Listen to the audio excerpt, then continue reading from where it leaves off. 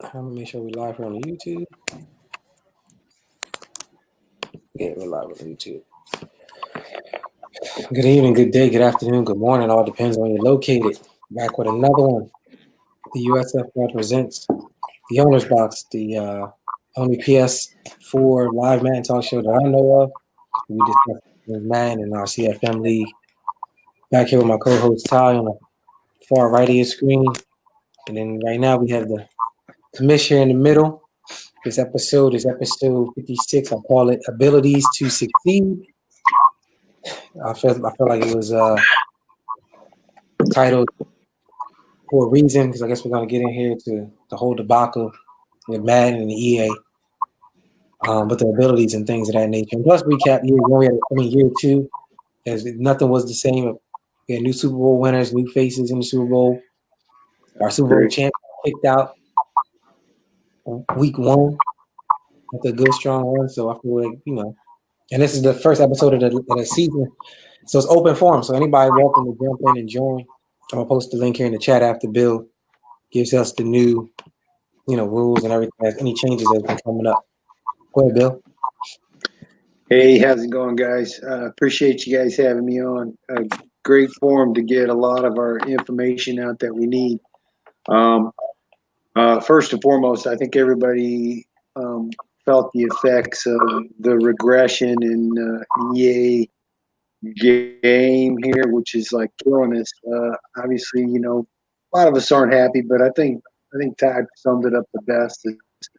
We're all playing with the same game. It's not like we're not somebody's better at it than others. It's like we're all struggling with the same upgraded Madden 21 20 that they gave us. But the regression is a huge issue for us as an admin team because a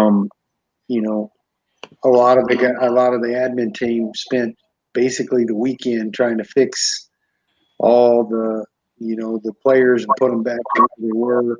And, obviously we kind of found out, obviously there's a cap on how many X Factors you can get, how many superstars you can get.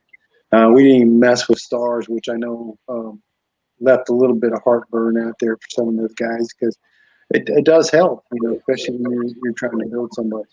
But we did look at it. We found we hope a workaround solution. There's a couple of different scenarios that we can play out here. And so that's why we wanted to have this owner's box and put it out to the league and get some feedback on it. The one thing is, obviously, we can't keep it the same. That's obvious. It's just too much work for the admin team trying to keep track of all the superstars and stuff that happens. So, and then going in and actually making the manual adjustments, and that's just not something that's not fun. So we come up with a scenario that one, and I think we're going to try to throw it out for a vote, so everybody gets a chance. We're going to put a poll out there. We can turn the abilities off, and then nobody, and so. Essentially, everybody's on the level playing field. You don't have some of those abilities. You don't have the X Factor abilities. You don't have the superstar abilities, but you still have that player and all the attributes and things that he has. Yeah. Gates, what you drinking? Pabst Blue Ribbon, man? PBR? I was teasing Gates because that candy he raised up looked like Pabst Blue Ribbon. No, Gates. PBR, bro. No, it's a joke. Locally brewed, bro. Something locally brewed. Boy, I can PayPal you something, man. And, Pabst Blue Ribbon, brother. Damn. I drink at a certain shelf, bro. I think I had to call that out. I'm like, man, what you doing? What's next? The silver bullet? Sorry about that, Bill. I just had a little comment. I agree. I hear you, man. I was gonna say, man, PBR. I think we've all had those times when we were drinking some PBR, man. Absolutely. Or some Natty Light or something, Natty Ice or something, man. Hey, man, whatever. So I know I got the Crown of Coke. So, you know, that's the what way my back is set up, I can't bend down that low for them shelves. You know what I'm saying? Gotcha. So it's getting into the abilities and things. Obviously, we can just turn them off if the league feels that way. But I think we all like to play with them. That's just my personal opinion. You know, we all like to have an X factor, and you know, we like it when we light them up and we can play with them. And then of course the same thing with your superstars. You know, they have those abilities, and you know, now that they've rolled out the edit, so you can go in and you can change those things. That's really nice, you know, because you can change them to your strengths, and you know, and or maybe you change them to something that you're weak in, and that helps those guys out and helps your gameplay out. So obviously there's 32 teams. We've got 75 slots there that can be an X factor. So you know, the admin team come up, not me, but you know, the admin team, and I agreed with it. You can get 2 X factors on a team, and every team can have 2 X factors, and that seems fair. And then the same thing for superstars, we can have 3 on each team and be fair across the board. So to me, that seems like that would be the workaround.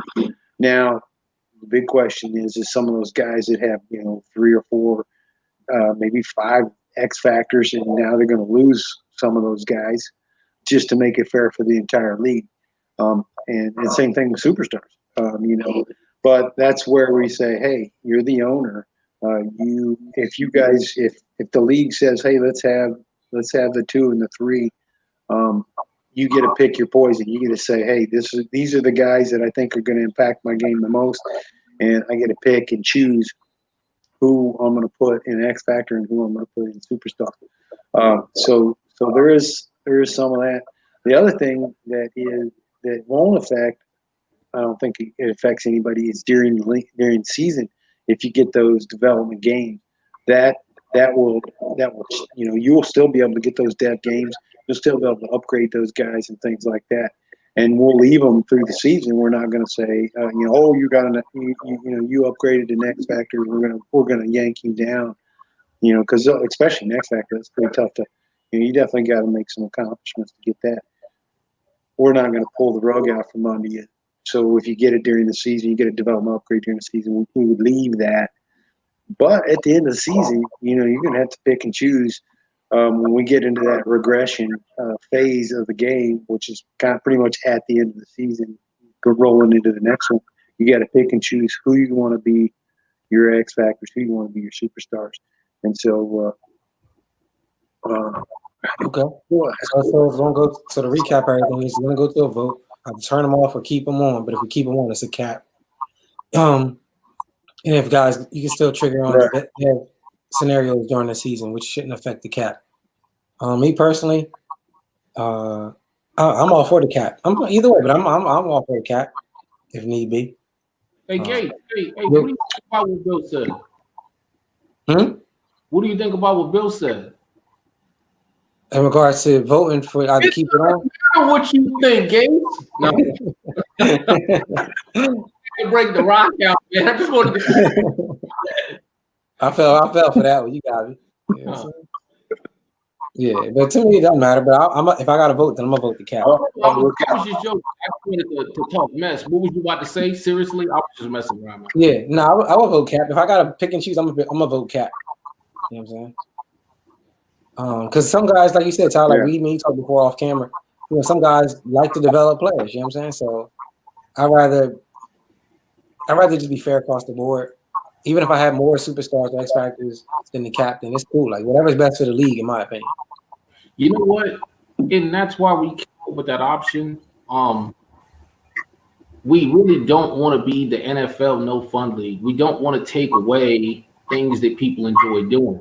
At the same time, we have to try to look at how we can provide everybody the same fair level playing field and experience. Now, something Bill didn't mention, and I will mention it because I know the folks that dig really deep into Madden, like you or Don Joe know, but a lot of people may not even really know what we're talking about. So in the settings, when you do a franchise league, when you do the settings, this year, Madden had a new feature to where they automatically cap the amount of superstars and X factors you can have in the league at any one time. So let's just say the number of X factors you can have is 75. Once the league as a whole reaches the point where there's 75 X factors in the league, even if going into that next season, somebody has a dev trade upgrade and they become an X factor, at the end of the season, Madden is automatically going to regress one person in the entire league at random, because I don't know, or they didn't explain what the logic is, but they will regress one person to get the number back to 75, which is why through the season, as soon as the Super Bowl advanced, a lot of people were seeing that they had people at superstar status or X factor or star, but then Madden automatically regressed them back a dev trade. So what we all collectively did was we raised the number of X factors and superstars to the maximum level we could. Well, we're at the maximum right now, and even with being at the maximum, there are too many X factors in the league because we're going into season 3. People have had dev trade upgrades after the season.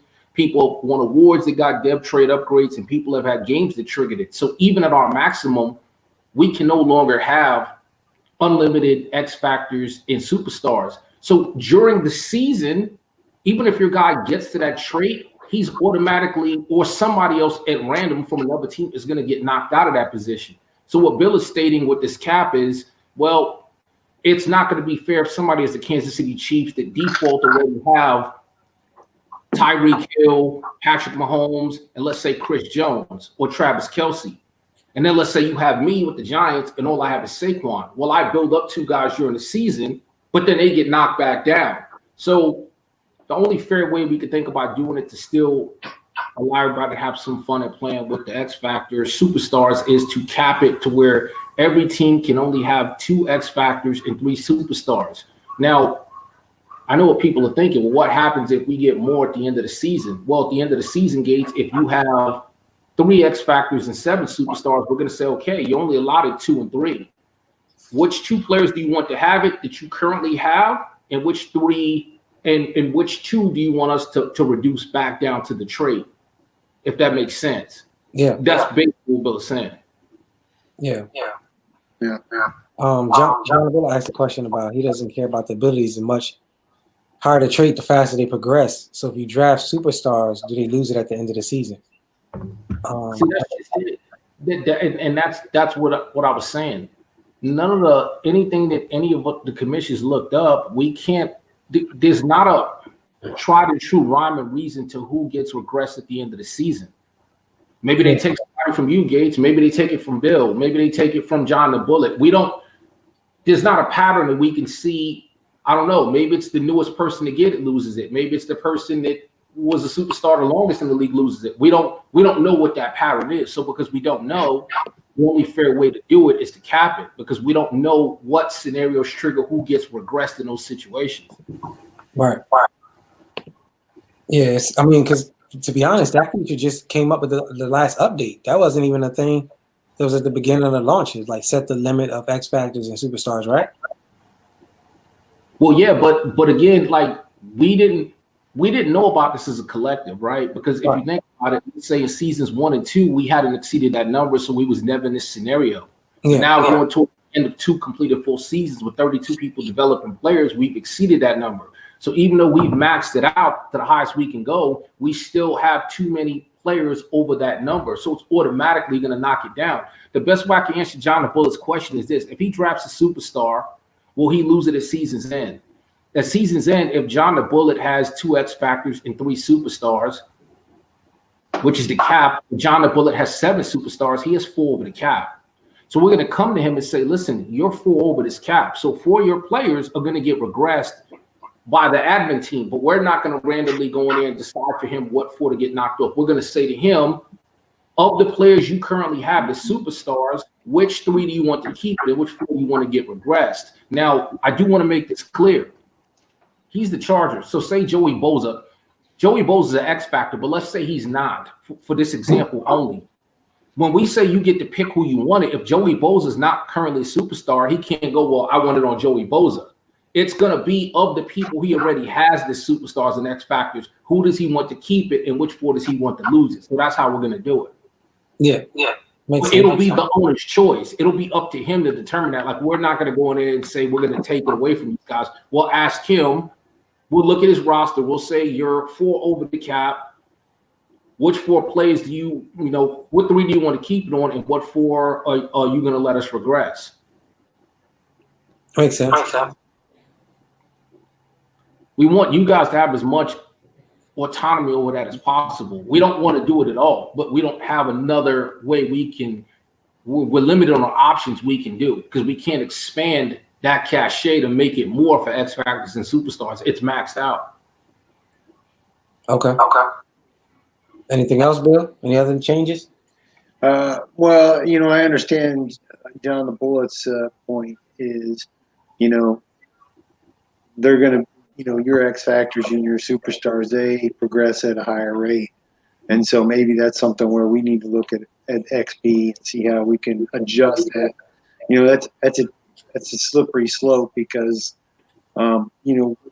we've seen this in leagues past, where if you bump those XP up just a little bit, over the course of somebody's career, before you know it, they're 99. We got a team of 99s. I think Cletus was the one that had, I can't remember how many 99s he had one year. I was like, yeah, that's a little crazy. So we definitely, something we got to approach. Just maybe eke it up a little bit, because I understand what John's saying. So that's another discussion we can definitely talk about.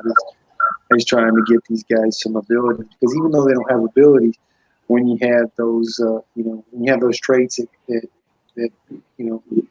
generically go up in as you get your XP, that makes it a better player, even though they don't have those special abilities. So that's definitely something we probably need to discuss as well. Okay, I like it. I mean, listen, not to add too much extra to it, because Bill covered it all, but I know Q Mill is saying, in the chat that he's got some solutions. Maybe, Bill, one of the options when we put the vote in the chat could be other option. And if somebody, or we don't have to add it to the option to vote, but if somebody actually has a legit idea that actually has merit, of course, we'll see it in the chat and we can always discuss it. I think, if anything, we've shown you guys over the years that exactly we're more than ideas. It's not about us. It's about 32 people. So if Q Mill has a great idea, or Gates, there's been ideas you've had and we went that way. So if people have ideas that maybe we haven't thought of and it could be beneficial and good for the whole league, definitely put it in the chat and let us know. Yeah, or DM, get it out there so we can talk about it. It's because it's definitely something that we want. We want it just to be fair across the board for every owner. Obviously, everybody wants to play the game and they want to play at the highest level. And part of that is building the team and building these guys up. And so it's a little disheartening that you gotta kind of knock them down, for doing a good job. But at the same time, we are trying to keep it fair for the entire league. That's kind of the only way we can, really, at this point. And we're just hoping that 22 comes out with a better platform altogether. That's what I would think. And I think it will, especially with the PS5 coming out and things like that. I think that they put a Band-Aid on 20, and they're really looking forward to 22 and seeing what they can do with the PS5 and things like that. So that's what I think, anyways. Yeah, me too. I think Ty mentioned that in the owner's box before. It's like a beta. Yeah. With the release of PS5, they just get it out. Yeah.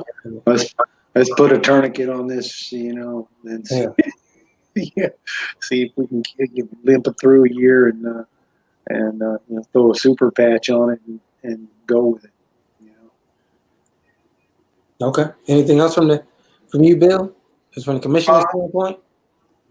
I don't think I have any. I mean, some really great gameplay out there. I think we got great competition all the way around. Seems like every division's pretty tough. Some divisions are tougher than others, but at the same time, it's definitely it's a fight in every division. So I think we got 32 good owners, and it's nice. It's nice to have that parity throughout the league, and I don't see anything going too crazy out there. You get a couple guys that see that line and they want to put their toe over it, and we'll keep an eye on those guys. So that's it. Nothing too serious. Really haven't had that many violations this year, which is awesome. People playing within the rules. They're trying to be competitive, and that's about it, man. Good stuff for sure. So, if anybody has any questions, I'll be listening in. I can either answer in the chat or something, but I guess I can let you guys carry on. I know Ty's got some other stuff that we're gonna talk about, and I'll see if I can get that poll out there, and I'll probably just throw it out as another. If anybody has other ideas, they ought to say other ideas. Okay. And we'll go with that. But rock the vote, man. We need to know what 32 owners think about it, for sure. And just so you guys know, everybody knows we traditionally start the league on Mondays. That's why we like to always have the draft on the weekend. But we made a conscious decision to stall out until tomorrow, but because we wanted you guys to have the ability to vote. But keep in mind, we can't or don't want to start the season until we have a clear consensus on this, because if we go with the cap, that will start immediately. So we may have to go into editing rosters before the season starts. So keep in mind, the faster that everybody votes on this, the faster we can get the season underway. So if unfortunately we're not able to start tomorrow, then you guys know why. So the faster and sooner you guys can vote, the better. If the vote stretches out to Friday, it's kind of hard to start the season on Wednesday. And now me and Bill and Boone and Candy and Cletus are trying to edit rosters on a Thursday and Friday, a game or two into the season. Yeah. Hey, one other thing. I did want to say, I was keeping account on the draft, and we had 27 owners drafted, or at least 27 were online, and that's a record, man. That's like, man, we've never had 27 online and picking in one draft. I hate to say, maybe late Sunday is a great. I mean, there's usually only one game on, so the guys seemed like we had great participation. So that might be something that we look at in the future to we get that kind of participation. I think a lot of people enjoyed it because most of the games are over. There's one game playing that night, and you can kind of watch a game and make your picks at the same time if you want to. So that's definitely something that we might look at, because that kind of participation in the draft is important. I mean, that's how you build your team when you go young and stuff. So I know that's something. I know if I'm thinking about keeping my X factors and my superstars, I'm going to be going young. I'm going to be keeping my youngest guys that achieve that, because then you're going to keep them for a long time. So that's me. Yeah. Well, I'll tap out, let you guys take over. You guys do a great job, man, playing off each other. Thanks, man. Yep, and I'll see you guys around. I'll see you on the field. There you go. See me on the field. All right, guys. Have a good night, man. Woo. You too, man. All right. All right. Well, we got that. Well, anything else, Ty, before we get into it? I mean, anything else from the admin? Put your admin hat on before we get into the shenanigans here. Well, yeah, because there was another big change that's going to be real important that we looked at. So here we go. Talk to me nice. So what? Talk to me nice. Don't say nothing crazy. Well, it's got nothing to do with you. It's just a trend in the league, period. So, yeah. I mean, looking at the trading going on, especially in the off season, we used to have a trade committee about 2 months ago, and it was a committee of a few people. I was on that committee, Cletus and Doc and some others. And it was the job of that committee that when trades were proposed in the trade chat, the committee will review the trade to ensure that there was a fair and even trade of assets. But it's kind of a pain in the ass to do. And sometimes it would take a day or two to get an answer on the trade because you have dudes in multiple time zones. And also, we just really don't want to over legislate people having fun, grown men having fun playing a video game. However, there are some injustices being done from a trade standpoint, and I brought this up to the committee and we discussed. I think we need to do some things to restore the competitive balance, because what people don't realize is when bad trades are made, I mean, you could say, well, that's on the owner, he made it, but it has further implications than people think. It creates uneven balance in certain divisions. It keeps bad people bad. It keeps the good people great. It's just not good overall for the whole league, especially in years where we do a custom draft, because you guys are pretty smart. So what you guys do is you keep business to a minimum in years where there's a stock draft, and then in the years where there's custom draft, there's all kind of tomfoolery. Another problem I'm noticing, there are certain people, I'm not going to say names, that just won't trade season in and season out. So in their mind, they have this mindset of all of my picks are on the block. Well, a lot of times as we get closer to the draft, those people are willing to give those picks away for a bag of chips and a quart of water and a pickle because they just don't want the picks and they're not going to make them. So they're giving away mass picks, and it's causing havoc. And you have situations where you have people with 6 and 7 picks in a round, and that shit is ridiculous, and it's not sim. So once again, some people love the trade and some people love the draft. So we said, well, what can we do to make it more fair and even, but not take away that joy?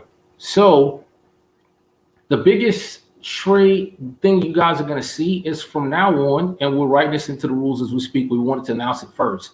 If you are a playoff team, you cannot trade into the top 10 of the draft in that season. Like, in other words, Gates, you just made the playoffs, right?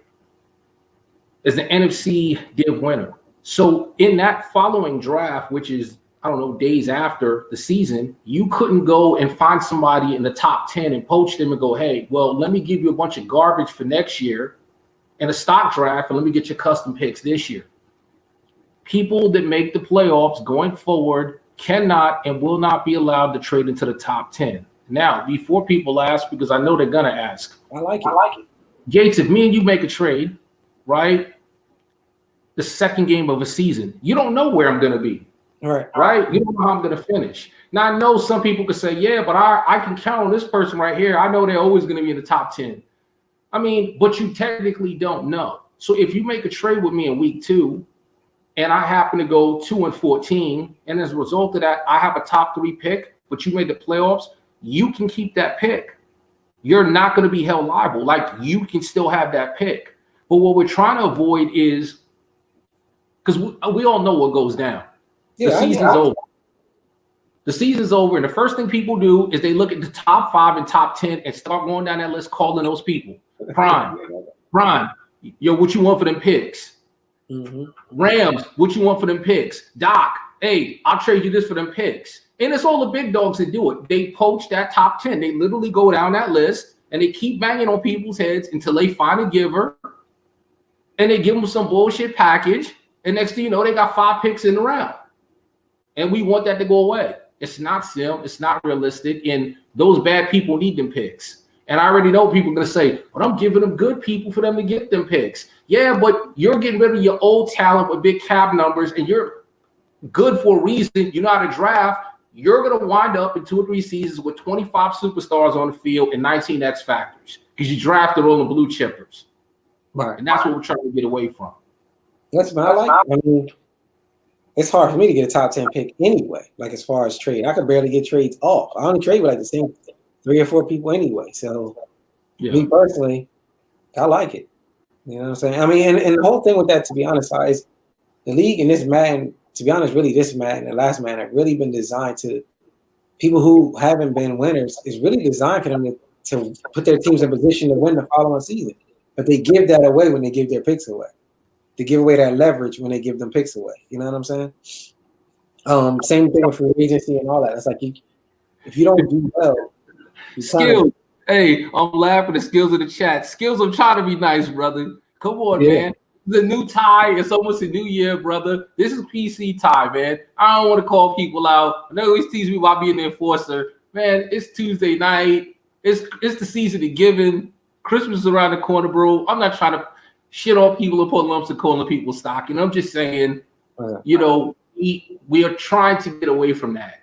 You know, let them Rams have his pick in peace, man. You know, let that man pick in the 2-hole.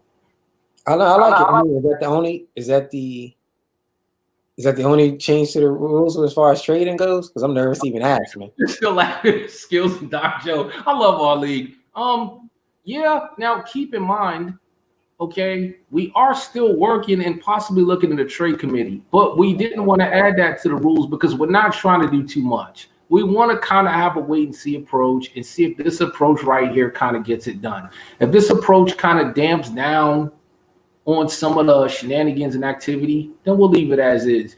Because I want to say this, and I've said this a time or two before. I really hate over legislation. The league is designed for fun. It's designed for people that's working and raising families and dealing with COVID and dealing with outside nonsense and drama to be able to come here for an hour and enjoy some camaraderie, some brotherhood, some competition, a few drinks, a few chats, and some shit talk. So I don't really want to get in the mix and be a big brother and smacking people on the hand and holding people's hand. Like, who wants to be legislative playing the game? At the same time, if from time to time, like, this is a smart group of guys, not smart asses, but really smart dudes. So sometimes when we have loopholes or general vague things, people try to sneakily exploit it. And I don't blame them because at the end of the day, everybody's an owner. So of course you're going to do things that self-serving and position your team to be the best. But that's when kind of as a commission, you got to kind of say, well, I see that's good for you. But there's 31 other people over here, to quote Bill, there's 31 other people sitting on their hands going, hey, man, who's going to let that trade fly, man? Like, why y'all letting this shit happen? And I'm like, damn. I could have very easily, I got most of the people's numbers in this league. Not easy it is for me to call people and persuade them into doing bullshit that's going to benefit me, but I don't do it. But then I see other people do it. And I'm like, well, shit, I could have picked up the phone and called that man and gave him, instead of a bag of chips and a pickle, I could have gave him a Little Debbie's cupcake. I could have threw some Little Debbie's in that shit. I could have got that shit too. Yeah. So, yeah, I mean, that's pretty much it in that regard, you know. Hopefully this kind of does the trick. We really don't want to do more than this. We kind of want people to enjoy themselves. And there is one more thing. I'm sorry, I forgot. The other thing with that, and that's a big piece of this too, is we are reducing the amount of trades. I told you, talk to me nice. You are here. We are reducing the amount of trades from 4 to 3 because we figured the combination of taking away a trade along with not trading to the top 10 is going to slow down some of the bullshit we've seen in this offseason. I'll be honest with you. You said talk to you nice. I'll be 100% honest with you. You wanted too. I wanted too. I know you. I banged the gavel on the table hard for 2 trades. Listen, man. While you bullshitting, I also said, hey, if we can't stop this shit, maybe we do stock drafts every year. Because you don't see this bullshit in the year with a stock draft. You see this bullshit when it's a custom draft. Yeah, for sure. Now, listen, 3 is cool. 2 feels like back in the day, you know, it was like I can't go back to 2, man. 2 was crazy, right? Hey man, if you want to trade and shit like that, man, go to auction, bro. Bro, I could barely get 2 now. You know what I'm saying? I could barely get 2 off anyway. So. You want to trade? Get you a booth at the swap meet, bro. This is the USFL right here. We play football over here, man. Yeah, I could barely get 2 now anyway. So, but no, that's fine. 3 to me is cool. Now, here's my thing, right? Being as though playoff teams can't trade in the top 10. Totally, I'm cool with that. I need the guys who don't make it. And I mean, listen, they saying Ty, you in the all black. I should put my all black hoodie and we should start calling names out. The guys who aren't making these top 5s and top 10s, please understand the value of your trade. You know what I'm saying? Of your picks if you decide to trade them. So what now? I want guys who, like, let's say Doc, he's not here.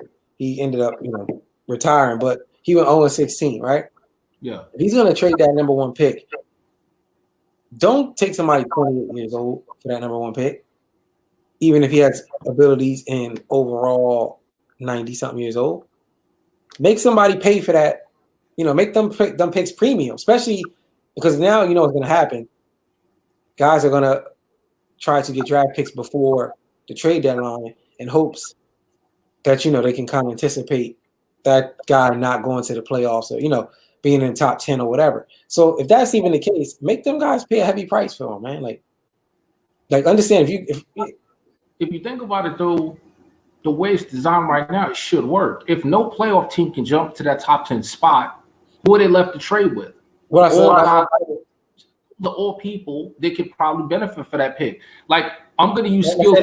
Let's say a prime or set the tone, right? Right. They're going to be top 5, just based on just the last 2 seasons, for year 1, year 2. Okay. So now they're going to be easily targeted, but just earlier in the season. You see what I'm saying? Like, so it's like as soon as week 1 starts, like, yo, set the tone. Let me get that. Let me get your number 2 pick, and let me get your first round pick. I'm fine with them trading them that, but just let's just say that happens. First of all, everybody in this league, I don't give a shit what your record is, has pride. You talk to Prime, got a lot of pride. Talk to Tone, he got pride. Them dudes 2 games into a new season ain't looking to give up no valuable assets, number 1. Right? Number 2, let's say somebody hit Tone up. Game 2 of the season. Hey, Tone, let me get this whoopty, let me get your first rounder. They're probably going to have to give him something really good in season to get that pick. So maybe that player Tone gets is enough to help him in this current season. You get what I'm saying? Yeah, for sure. What we're trying to get away from is I'm going to use Skills. Skills doesn't do this. I'm using it because he's active in the chat and I see him, so he can chime in. He's active. That's why I'm using him in the chat right now. Okay. I don't need Skills as soon as the season ends, hitting up Denver Broncos, who are 0-16, going, hey, man, you got the first round pick, bro. I'll give you Jerry Hughes, who's 35 years old, and then I'll give you my number 3 from 3 drafts later for your number 1. And I don't need Doc going, all right, and now Skills is in the 1 hole. And he gave up a 35-year-old left end that's a year from retirement and 2 picks from 5 drafts down the line. It made him good. What the hell did it do for Doc? Right. I get it. All it did was make Doc a patsy and continue to keep Skills as a dominant powerhouse. And that's the shit we're trying to get away from. Skills don't need the number 1 pick in the draft. And again, he hasn't done this. He's not doing anything wrong. I just simply use him for an example because he's my dude. And I know he's in the chat, so he can respond and chime in accordingly. Yeah, no doubt. I mean, he like Charles Barkley right now. He might need the number 1 pick. You know what I'm saying? Skills don't need the number 1 pick. Oh man! So look, man, it's the episode, man. I'm gonna put the link in the chat. Anything we're gonna talk about year 2, right? We're gonna do this year 2 recap, right? So anything that we've said this season, right? Because every year I try to do a season, right? Well, let's say not every season, but let's just say at the end of this season, we've addressed a lot of things, right? We called out a lot of different things, said a lot of different things, get it together list and all that. Anyone who wants to address anything that has been said on this show, this is the episode I am opening up for coaches to just jump in, say whatever they say, talk they trash, whatever you need to do to get off your chest. This is the episode that you do it, right? Because normally we do a interview and guests and all, but last one was such a good one, and everybody liked that. How Jersey Boy Don came in with the belt and all that. So, I was doing the quotables. It was just such a good interview. Hey, you got to do the quotables, brother. Yeah, for sure. I'll wait for one. Skills had a quotable for me with the bag of chips. I put it up there. Right. So I'm now putting the link in the chat right now for anybody. The platform is open to join. So I want Don Joe to join because he's hyped on King. And the reason I want Don Joe to join, me and Don Joe had a conversation about who to go with, Bryce Young or King. And I gave him my thoughts and view, and now he's loving King. And I just want to know what he thinks about the opinion I gave him about taking King over Young. Yeah, I told him take King over Young. I told him the same thing. Take King over. Okay, so you both was. I said the same thing, and he was like, "Yeah, but it was a good question he asked for sure." Because I feel like you can't lose either way. Because I just played David S. Yesterday, the preseason game, and Bryce Young looked pretty good. Granted, he went to the I'm gonna run him for 4 quarters against my backups, but I picked him 3 times. But I could still tell like he had the goods. He was quick. He reminded me of Kyler. Who'd he go to? Who picked him up? Bryce Young. He went to the Dolphins because I played David S. with the Dolphins. Okay. Oh, that was a good move. Look, he got rid of Tua and got Young. He got rid of Tua, right? Yeah, but see now, hold on. That was a bad trade, though. It was a bad trade. Well. It was a bad trade. Okay. Well, here's what I'm gonna say. I don't think it was a bad trade, but here's what I'm gonna say. I got 2 things on this. It wasn't a bad trade, but I think he could have got more. But I don't think it was a bad trade because he got a top 5. Hold on, he got a pick in the top 5, right? So that's pretty decent. Now, because Tua is built up the way he is, I think he probably could have got that top 5 pick in at least maybe a 7th rounder or an ancillary player thrown in. So I don't think it was a bad trade. But here's what I don't understand. And I'm watching the draft. And every draft, me and the commissioners jump at the party, and we kind of monitor the draft, pause, and do all whatever we got to do. And I'm sitting there thinking, okay, let me get this straight. My man traded a built-up David Tua to get the top 5 pick to draft a quarterback? Like, what am I missing? Right. You trade a star quarterback to draft a star quarterback. I was 1 year younger. Hey, that and my boy Dexter, okay? I'm sorry, Dex. You my man in 50 grand, even outside this game. We rock. We go back 10 years. I told you before the draft, and you didn't listen to me. Bruh, excuse my language, who in the fuck drafts a tight end with the number 2 overall pick in the draft? Bro, I told you not to do that shit. Let's not do the hybrid of Kelsey and Gronk. Well, he's 6'9" with 4.3 speed in 99 blocking. I can't understand drafting a tight end number 2 overall in Madden. Bro, you might as well look at a fullback or a punter, man. Hey. Speaking of that, I jumped in the 3rd round and drafted a fullback because that's the only pick I had. I was like, yo, I did that. Okay, but that's different. Yeah. You didn't have picks, you ain't big into the draft, and you feel like you got a lot of what you need on offense. The Rams need a lot of shit. So going ahead and says, like, dude, all black. We got one. Man, Don Joe. There you go. Joe, Don Joe, I ain't see you in a minute, man. You got this now, huh? Got the COVID. Hey, for real. Hey, the last time I seen him, he for real, he look like he on a mission. You like you got the slapjack in the back pocket, ready. Right, it's the all black. Let me go get my hoodie, man. Let me put my jacket on. That's you gotta get it. You gotta get it. There you go. Put my all jacket on. Let me put the all black on, man.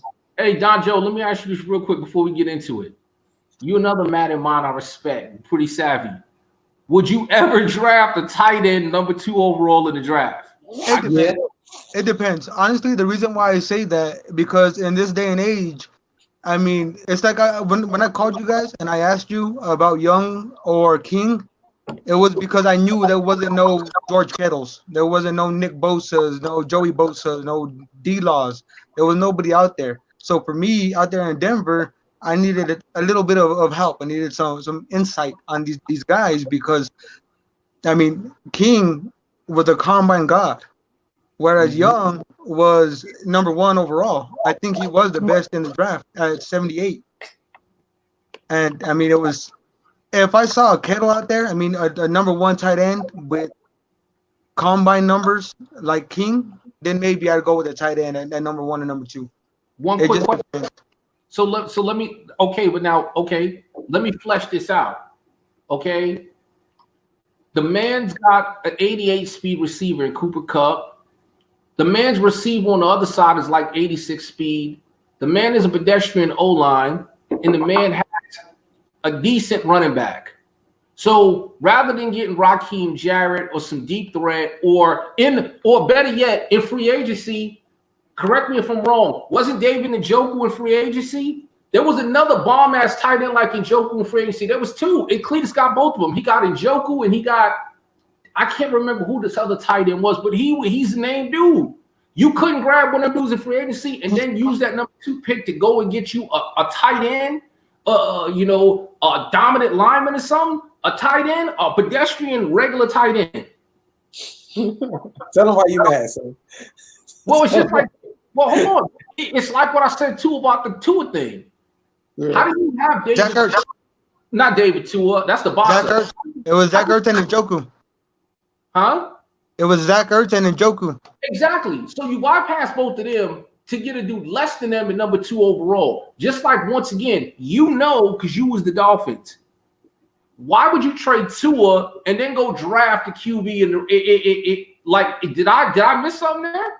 Tua who got an upgrade to like superstar. He come in with abilities. You get a brand new Dolphins team with abilities. He had a hard time re-signing him too, because there was a lot of them that I had drafted that were left in the free agency. Or I don't know if he just didn't re-sign them or if they didn't want to play for him or what the case was. But everybody that I essentially drafted in Miami, they were all free agents. Yeah. Just bad team management, I guess. Bad I guess I thought he was already at the end of his contract. That's why he traded to him, but I was wrong. I guess he had already been re-signed, and he took a hefty cap penalty for trading him. Because Boone got him for fucking a bag of chips, literally. Yeah, Boone know what he did. Listen. He a church going man. He knew what he did. Don't get me wrong, right? I said this a long time ago on Owner's Box. I'll say it again. I hate second guessing people, because me and Don Joe talked about this. Everybody builds differently, and there's a rhyme and a method to people's madness. So if it works out, I'll gladly come on and apologize and admit the error of my ways. I'm just saying, from a purely football IQ standpoint, in terms of how you build a team, whether it's Pop Warner, Madden, the NFL, those moves baffle me. That being said, I hope they prove me wrong, because I like David S. and Dex is my dude. And honestly, I would love to see these dudes bounce back. Like, we joke about this and we laugh about this and we talk about this. I'm sincere and 100% when I say I would love to see a day where Tone is 12-4.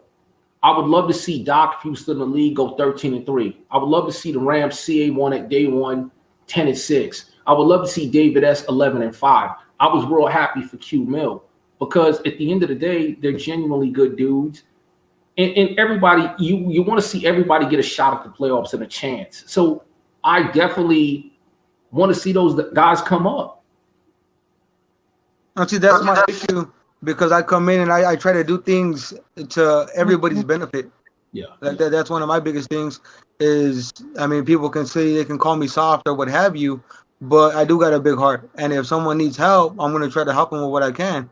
But there's a lot of people out here that are too prideful, and they're not going to accept that help. They don't want to speak out. They don't want to make it seem like they need that help. But I mean, in Madden, everybody needs that help. We all got to start somewhere. Yeah, Skills, you on fire tonight with these comments, man. All right. Hey, get Skills in there, man. Skills, hit that link, brother. Yeah, saying. I know you probably. I like it, Don Joe. Man, put your back with that, bro. Jump on in here, man. Hey, Ty, Don Joe took a fullback 1 year in round 1. Something crazy like that. Okay. Me and Don Joe talked about several times. But you know what? Don Joe's like, Don Joe reminds me of? Like these Mike March types. Remember, like a few years ago, when Mike March was like the mad scientist, and he would do all kinds of offensive shit, but this shit pop off. I know kind of the way Don Joe plays. I know the way he wants to run the ball. So I know why a fullback is important to him. And the man's won enough games to where it's like, hey, man, it might raise an eyebrow, but I tend to give him the benefit of the doubt. The shit I frown upon is when you see people that are consistently in bad predicaments making bad decisions. That's kind of different, because they don't have the track record for me to have faith in why they're doing what they're doing. Yeah, for sure. I mean, he'll call me like Gates. Just some guy who's like 56 overall, but he got hidden development. Should I pick him up? I'm like, dude, what are you doing that far down? First of all, what are you doing that far down anyway? You know what I'm saying? Like, what are you we gotta flip pennies around here. We gotta flip them. You start with pennies, then you go to nickels, dimes. Yeah, he'll be like, you got like 90-something strength, and he's hitting over development. I'm like, you're going down that far, man. Get from down there, man. You know what I'm saying? Hey, my Broncos defense right now is a 75. Yeah, listen, I don't even question your tactics anymore, man. I already know if you're picking up, it's a reason. You know what I'm saying? I already know. For real. And that's actually why I called you, Ty. That's why I called you yesterday, because I wanted to tell you that I'm gonna miss you playing you every preseason. At the beginning of every year. For real. Now I got who was it? I forgot who it was, but I mean I gotta struggle to play my preseason games now. Because over here nobody plays them. There was 2 games I'm guaranteed. Don Joe, like you know how? Okay, so as soon as the draft ends, literally we have 2 minutes of free agency. I can count on clockwork. My phone's gonna ring or text. Here's Don Joe, Big Ty. Yeah, brother, let's lock it up. Him and Prime, who right now he's probably on, but I'm like, okay, we got the show coming up, but yeah, I can always count on those 2 playing their games. Yeah. Okay. Well, Don Joe, good luck to you in AFC West. I think you give John the Bull a good run for his money. Hey, appreciate you. King's gonna take it. I'm telling you. 93-6-3. We shall see. I mean, he went number 1, right? He gotta live up, man. He got a lot of pressure on him. Hey, and just so you know, Gates, he wasn't an X Factor, he was a star. What about Young? No, Young's a superstar.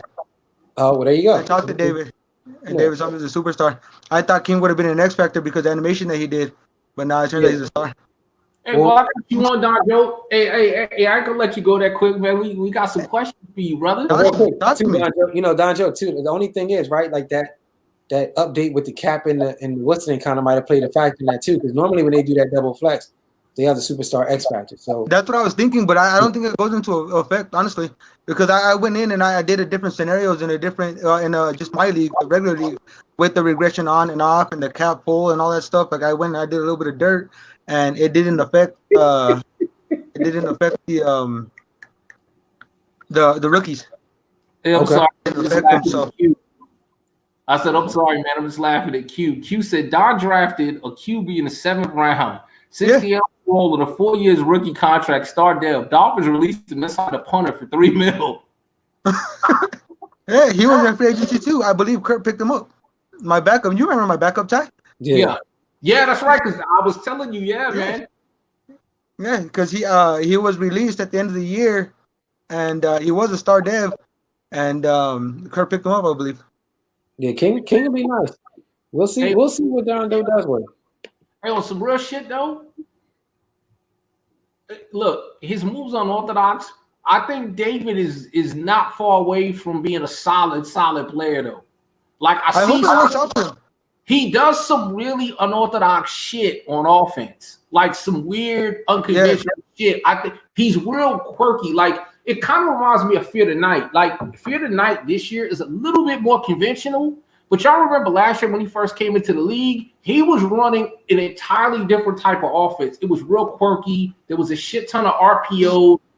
He ran that weird stack cluster formation. He did a lot of shit that you don't typically see. So if you play it for the first time, it kind of throws you. And David kind of plays like that with a lot of really quirky shit. And his defense is sound. So I think I don't think he's far off, even though I don't understand the moves. So I did want to say that. I think he could possibly be onto something if he refines what he's doing.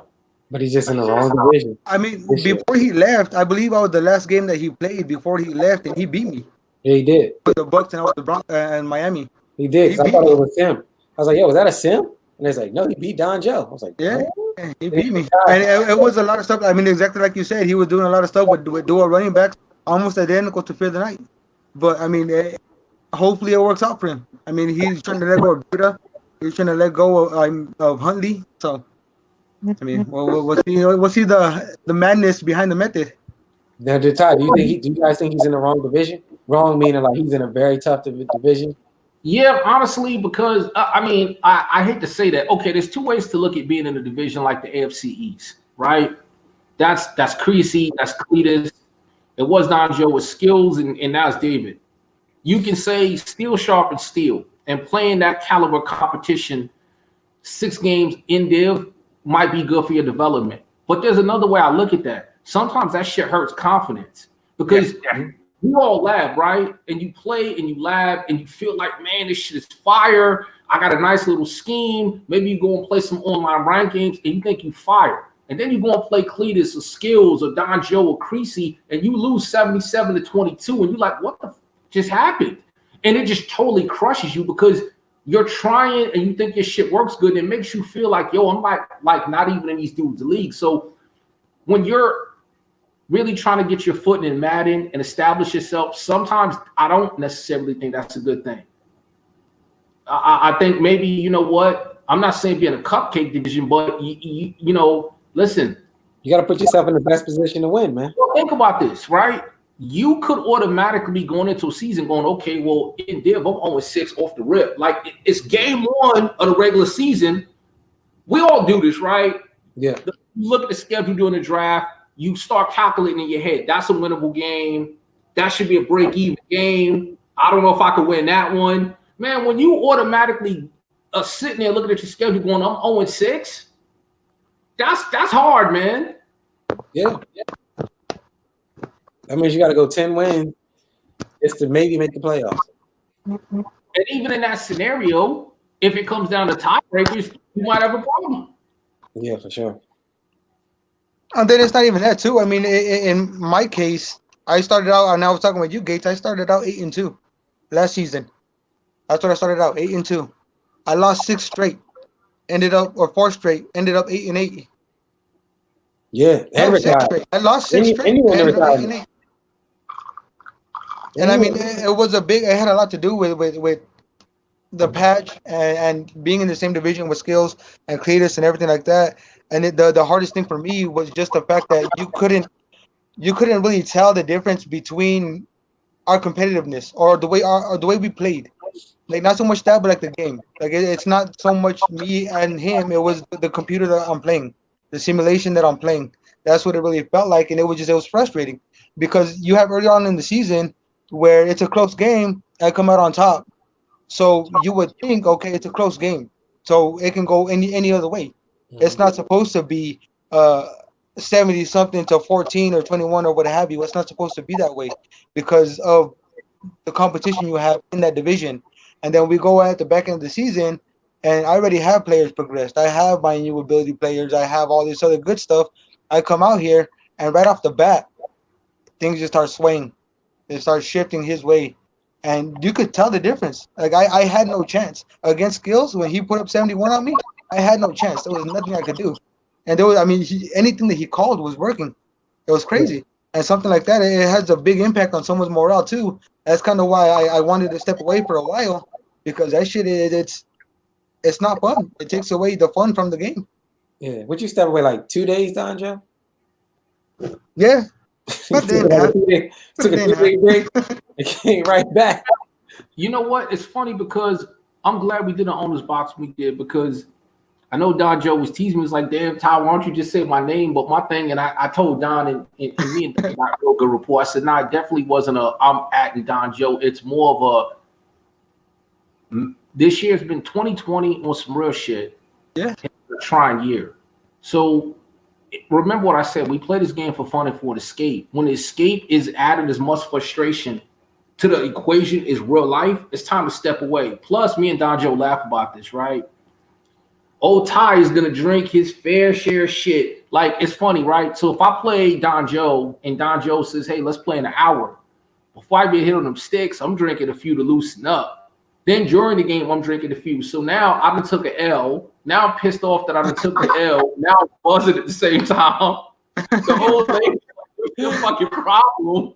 I'm PO'd. I don't want to cook it went from I was supposed to cook dinner to, hey man, fuck that. We get McDonald's type shit. I'm pissed off. I got an attitude. She's like, fuck that game. Every time you play that shit, you get pissed off. I get it. So that's what I was telling him in terms of I've been there. I understand it. But then there's another part of it kicks in and go, you know what?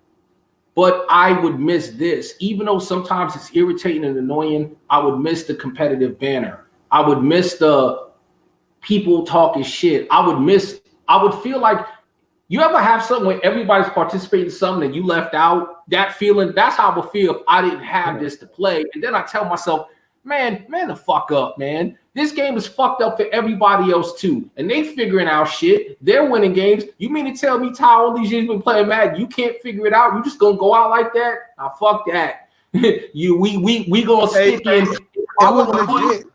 It was legit the owner's box that made me want to come back. Yeah, because I quit that same day. That same day I quit. Y'all made an owner's box, and I sat there and I watched it a few hours later. But I watched it and I decided to come back. Yeah, because get out of here. Nobody wants to see you. We got y'all. We got y'all here. What up? What up? What's up, Skill? What's happening, fellas? Listen, man. Because at the end of the day, you're a competitor. So as that competitor, we see it in real sports all the time. There's a reason why Mike Tyson and Roy Jones the other day. There's a reason why Floyd, you can say it's the payday, that's part of it. But man, when you that competitor, dude, you might get older, but you still want to compete. That competition dies. You might not have the tools to do it no more, but you always want to compete. Yeah. No, you're right. You're right. Skills. Welcome, man.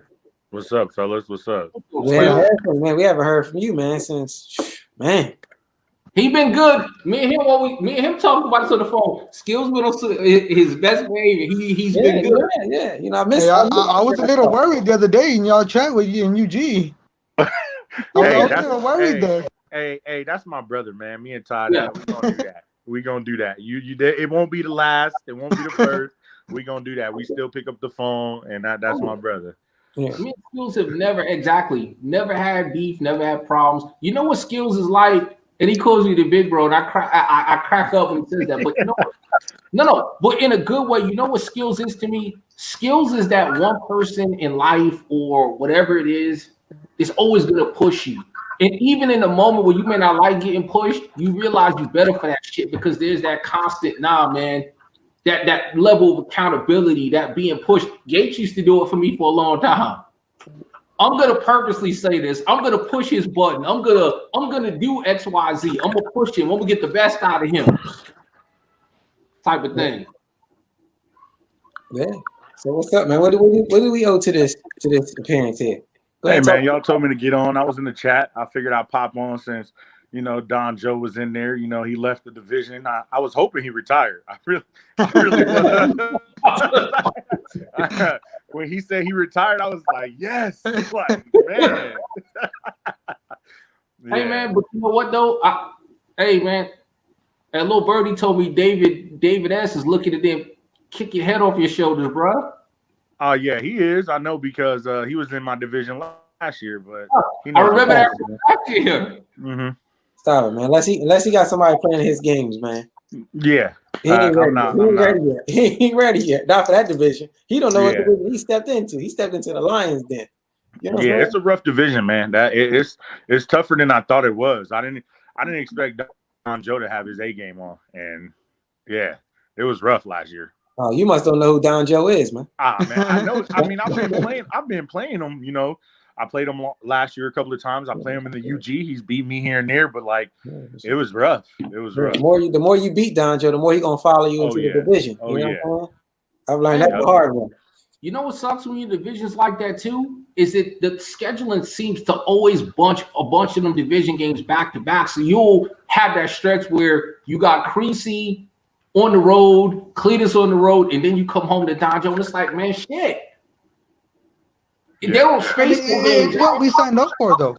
It's what we signed up for, though, and it's cool. Yeah. Especially in the back end of the season, I loved it. I enjoyed it. I enjoyed being in the AFC East. I really couldn't deal with the fact of how much the game involved itself against me versus Skills or me versus Cletus. That's just my opinion on that whole little situation, the whole scenario. I didn't really feel like I was playing Skills, but I mean that's just me. That's how I felt. People could see it different. People could. No, he's right. Yeah, they he's feel right. differently about it. Yeah. Q Mill said it's hard to. He said he has to defend Skills deep ball next to impossible. So here's a tip, right, for the guys who can't seem to stop the deep ball. Sorry, I had to be you, Skills. Hey, I need tips myself. I can't stop the deep ball sometimes. Got to user swat, man. You got to not try to pick the ball off, and you got to user swat. So that's my tip of the show, right? You have to. I believe they changed it.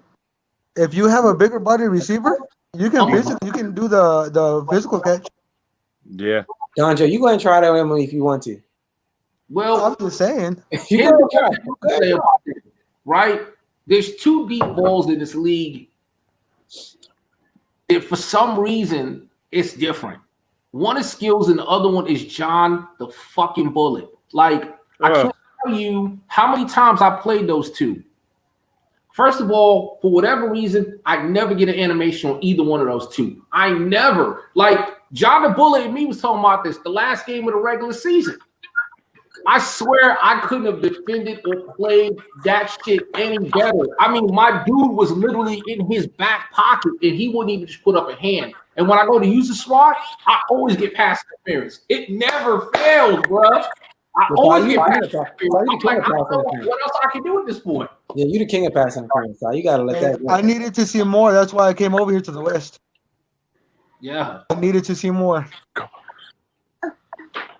So, but that skills deep pass, and it's funny too because they both kind of throw that deep ball the same way in terms of if you think you're just gonna load up on the seams. Because to me, I feel with both of them, they prefer the seams first and foremost, and it's real simple.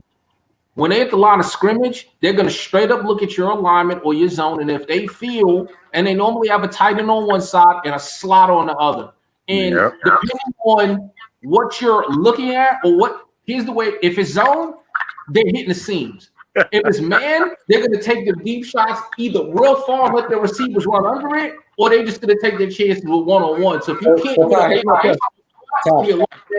here's my question to you, right? Without giving up too, let's just do it, right? Let's establish it. Knowing that, why not come out of zone and man the slot and the tight end up? Okay, that's your question to me. Mm-hmm. I'm gonna say something because Skills is gonna remember this. Last season, there was a few games where I said, "Okay, I got something for his ass."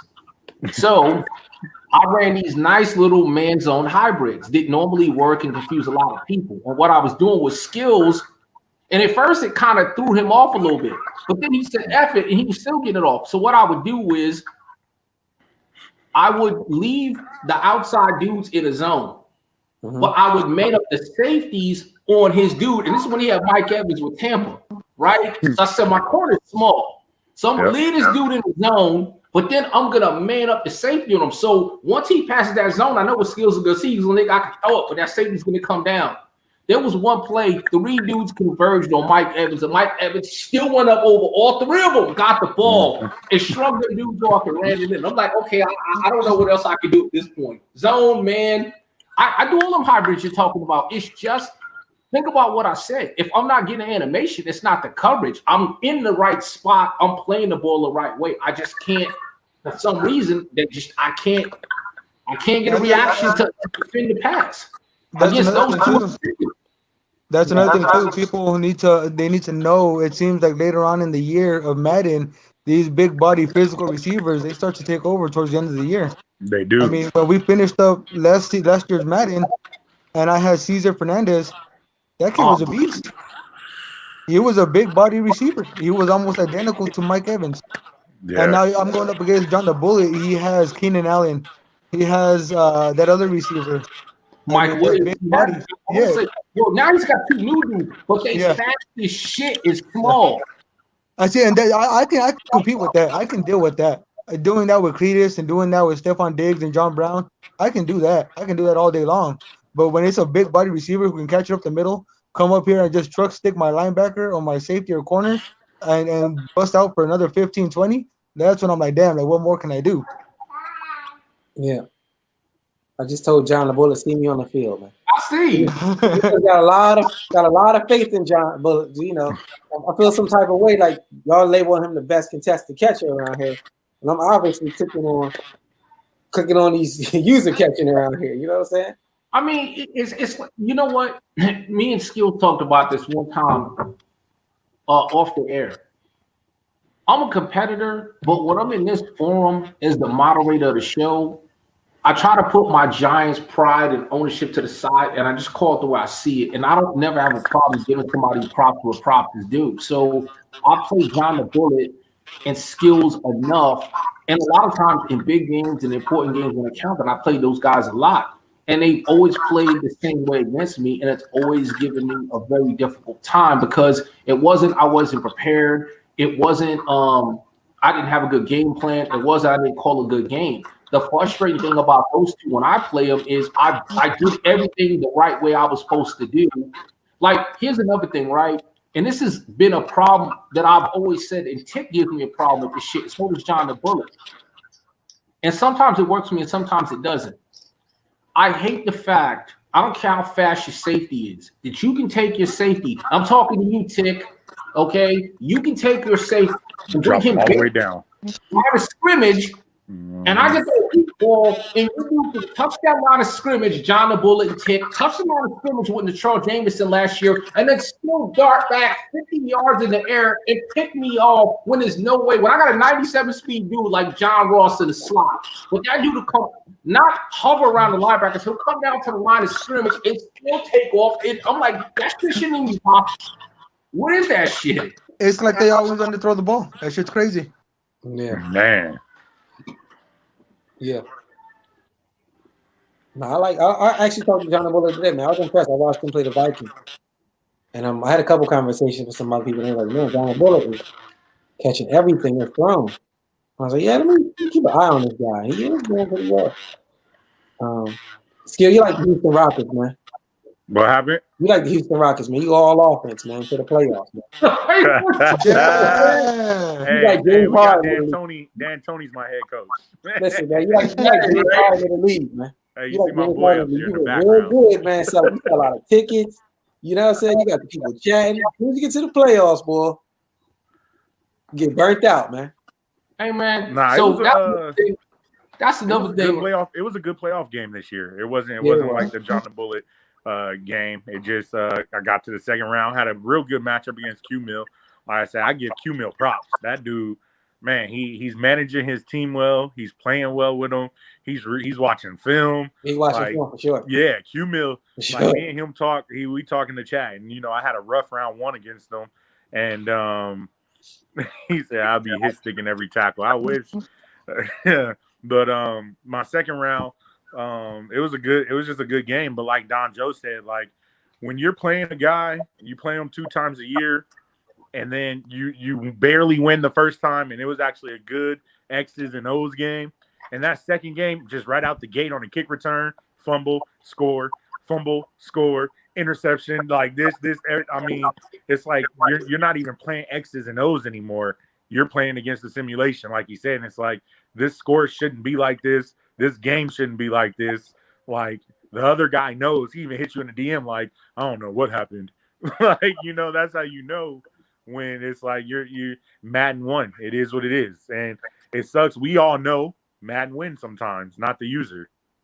I mean, It happens. Okay. Hey, Q, I fell in love with the play. It was eye candy, and I went with it. Yeah, you did. But it worked. I mean, Tua was second in the league in passing yards, so, I mean, I savored that eye candy, I guess you could say. Yeah. Hey, you want to talk about that playoff game, though, Skills? You want to talk about that playoff game, though? I don't know if anybody watched mine and John the Bull's first playoff game. That shit was crazy. I had an interception in the red zone. His lineman hit sticked me, caused the fumble. He got it back. He scored a touchdown. On the ensuing kickoff, he hit sticked me again, and then he got the ball and he returned it for a touchdown too. Mm-hmm. All back to back. That shit was crazy. Yeah, that's what happened with me and John the Bullet that year. He put 70 on me. I fumbled like 4 kickoff returns, and they were all touchdowns. So when did you stop running out the end zone? I stopped. Did I give that tip or not? Did I give that tip? Yeah. Listen, I stopped. I'm gonna say to people not to come out. Don't come out on. Don't return a kick against Skills, Dub. You almost put tonight in that category. Believe it or not, you know who's got a nasty hit stick? Prime, the Bengals. And David S. all of a sudden is hit sticking everything that moves. John the Bullet's another one. I'm like, man, can y'all just like regular tackle somebody sometime? Hey, I got something for that. Hey, don't let me get something. Don't let me get what I want because I got something for that.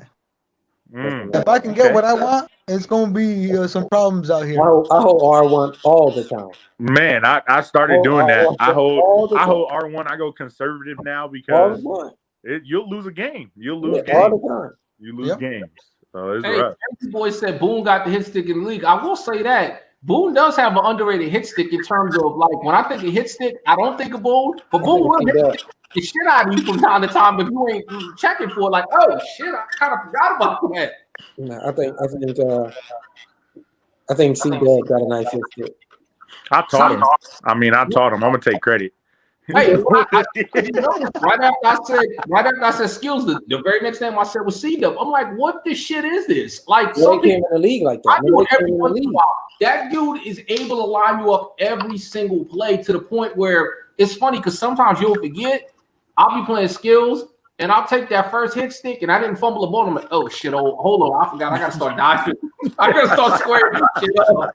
We squaring that shit up. I ain't playing. We diving. Ty, you got 10 more yards to run. Now I ain't taking that chance. I'm just gonna go ahead and dive and get back to the line of scrimmage. I'm good. Yeah, that's you know what you got the last game we played in the preseason. He would run out of bounds. He'll fall. On the kick return, he tried to dive because I got a couple of fumbles on him.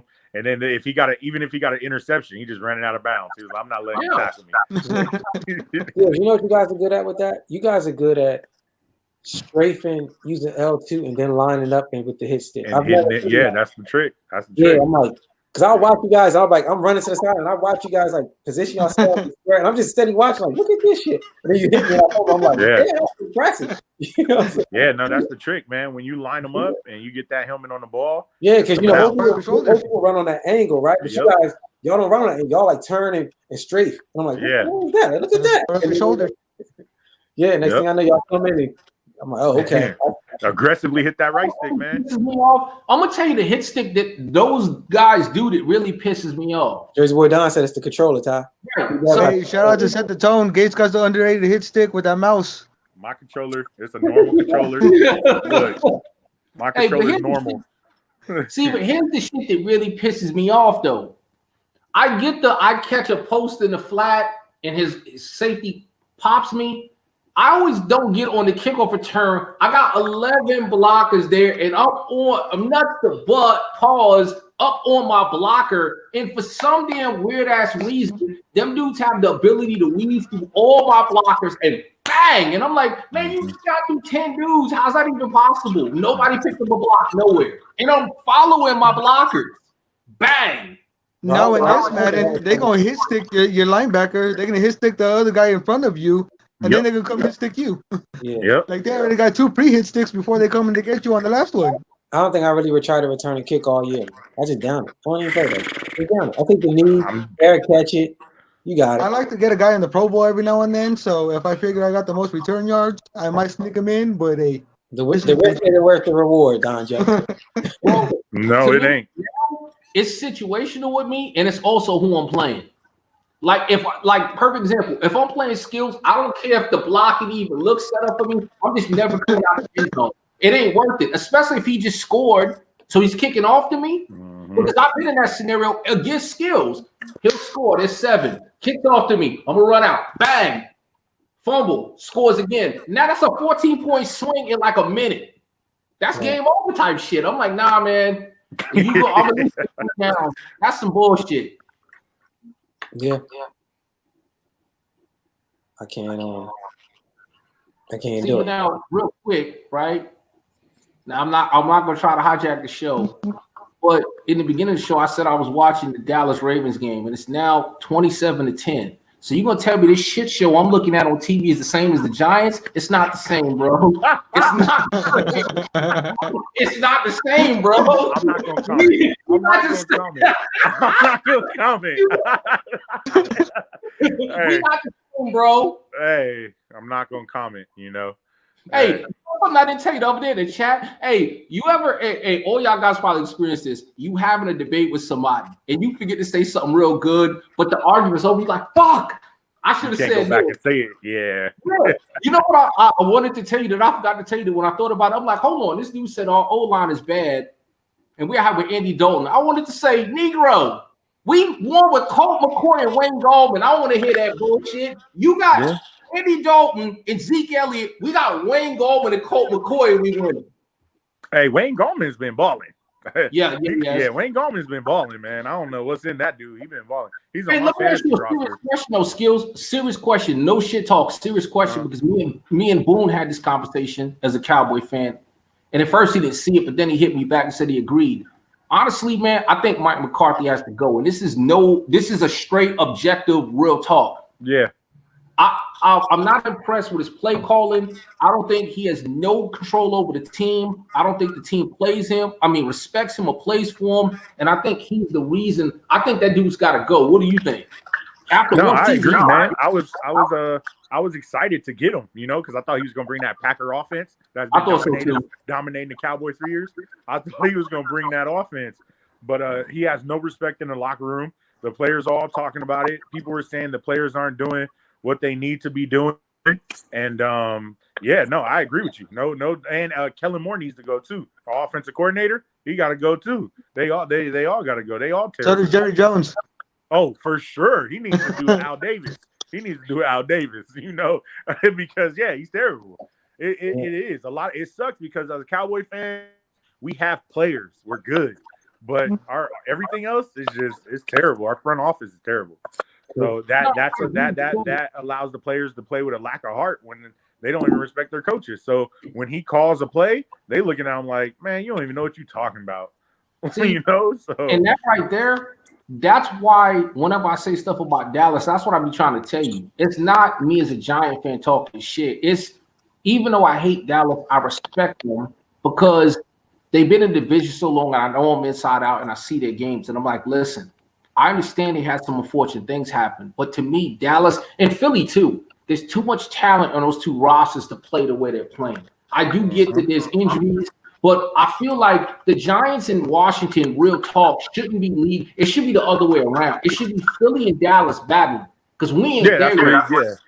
Yeah. So, I mean, the G-Men are good too, though. I mean, they figure it out. You never want to see the G-Men make it into the wild card. You never want to see that team in the first round.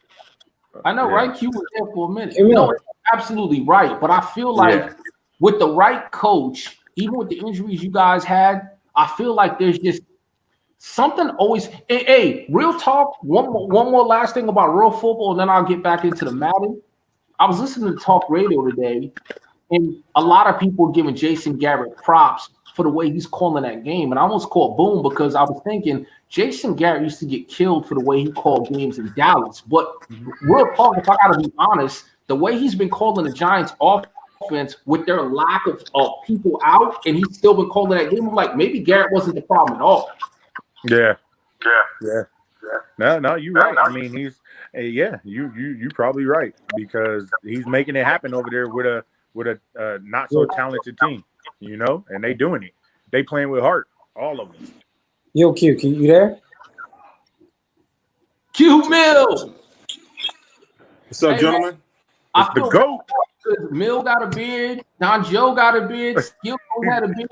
I don't know if when we met up and had some wings that time if I had my beard, but I'm like, man, y'all gonna make me grow my shit back out, man. They might beard it up for the winter.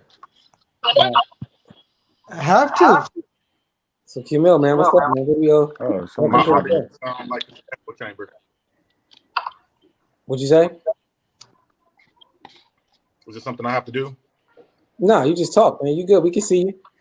Yeah, we can see you perfectly fine. You just on my mic. Oh, he's muted. There you go, Q. We can hear. What happened? You there?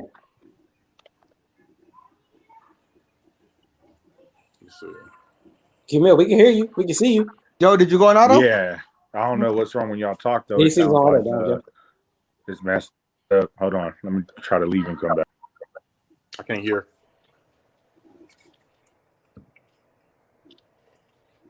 Yo, Q, did you go on auto? Oh, he's gone. Or not? just skills roll too. Yeah, he said he was gonna try to come back with it.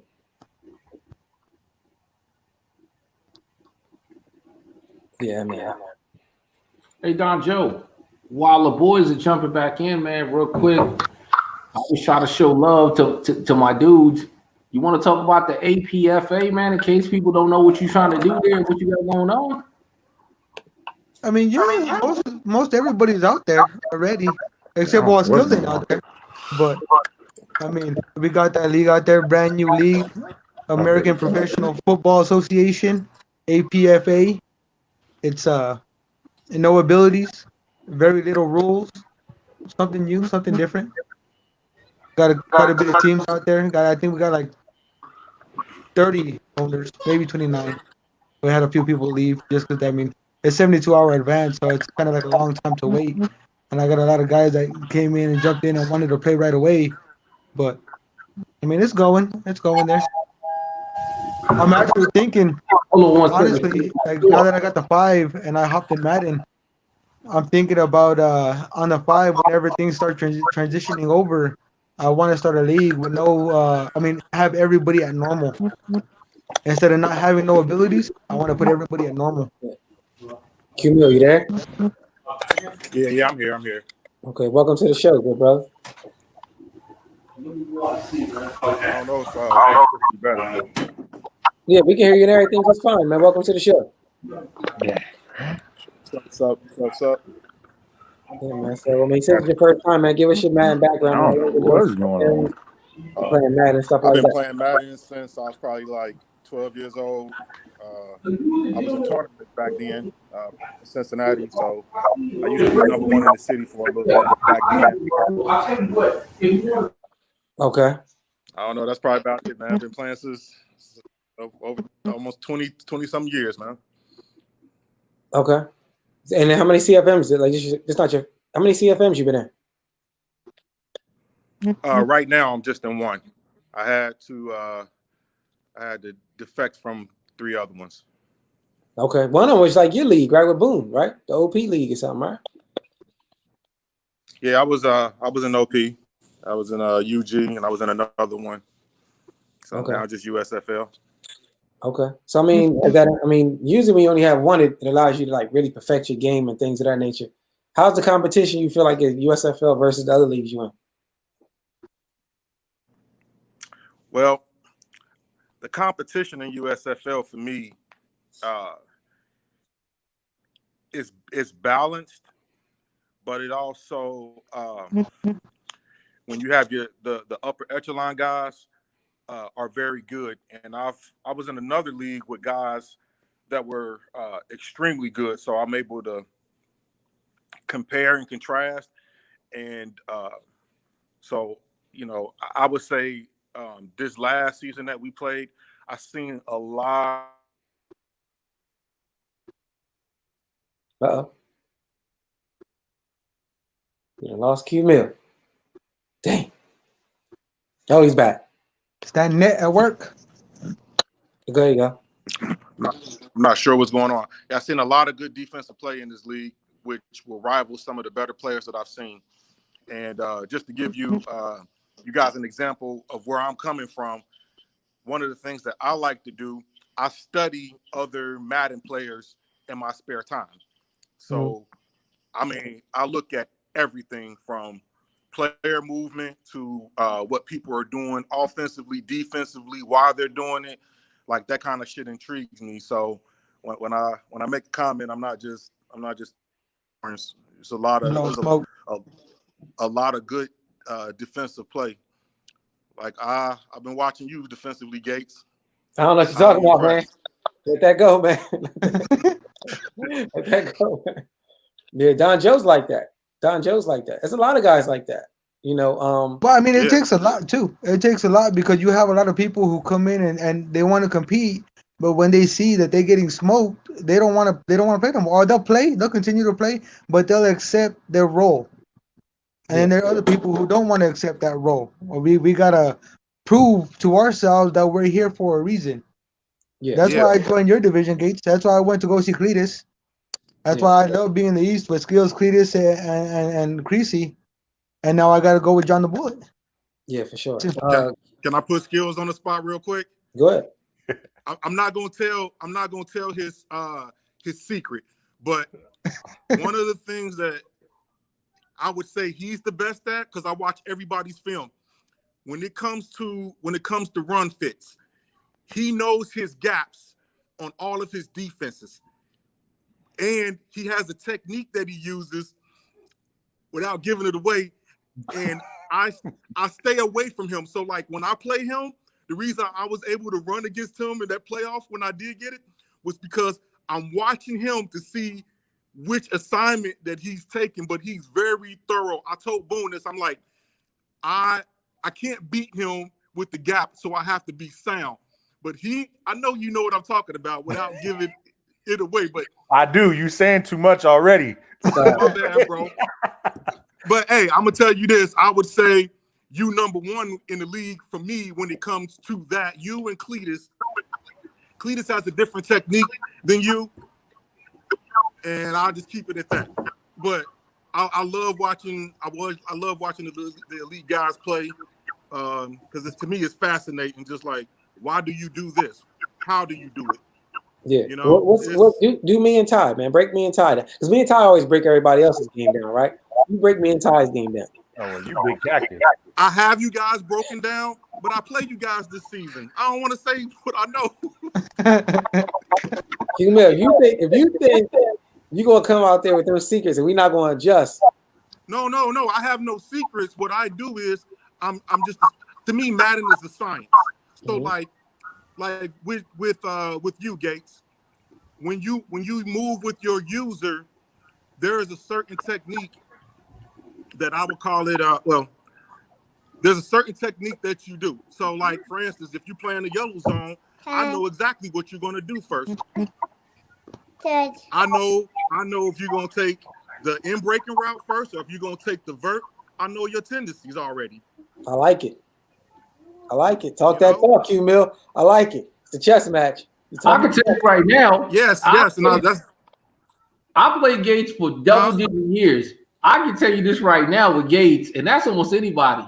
9 times out of 10, any user that's active, they always going to take the higher breaking route over the low. If you throw a drag in the post at the same time, they ain't never breaking on the drag to leave the post open. Yeah, you can't. Well, for me, this is the thing. A lot of people will be thinking that the defenses are broken, and it's because they don't understand matching principles. But like me, and I'm not going to even bore you guys, but like off the top of my head, I can tell you what every zone is supposed to do. And if it's a logic chart, I know which is the hierarchy and what isn't. Skills, what do you call that? What am I great at? Oh, the game. He's great at the mechanics of the game. I love the mechanics. Yeah, the mechanics. Yeah, for sure. Oh yeah, that's Gates' thing. He knows how the people in the zone are supposed to play. I mean, if they step right, he knows what toe is touching down first.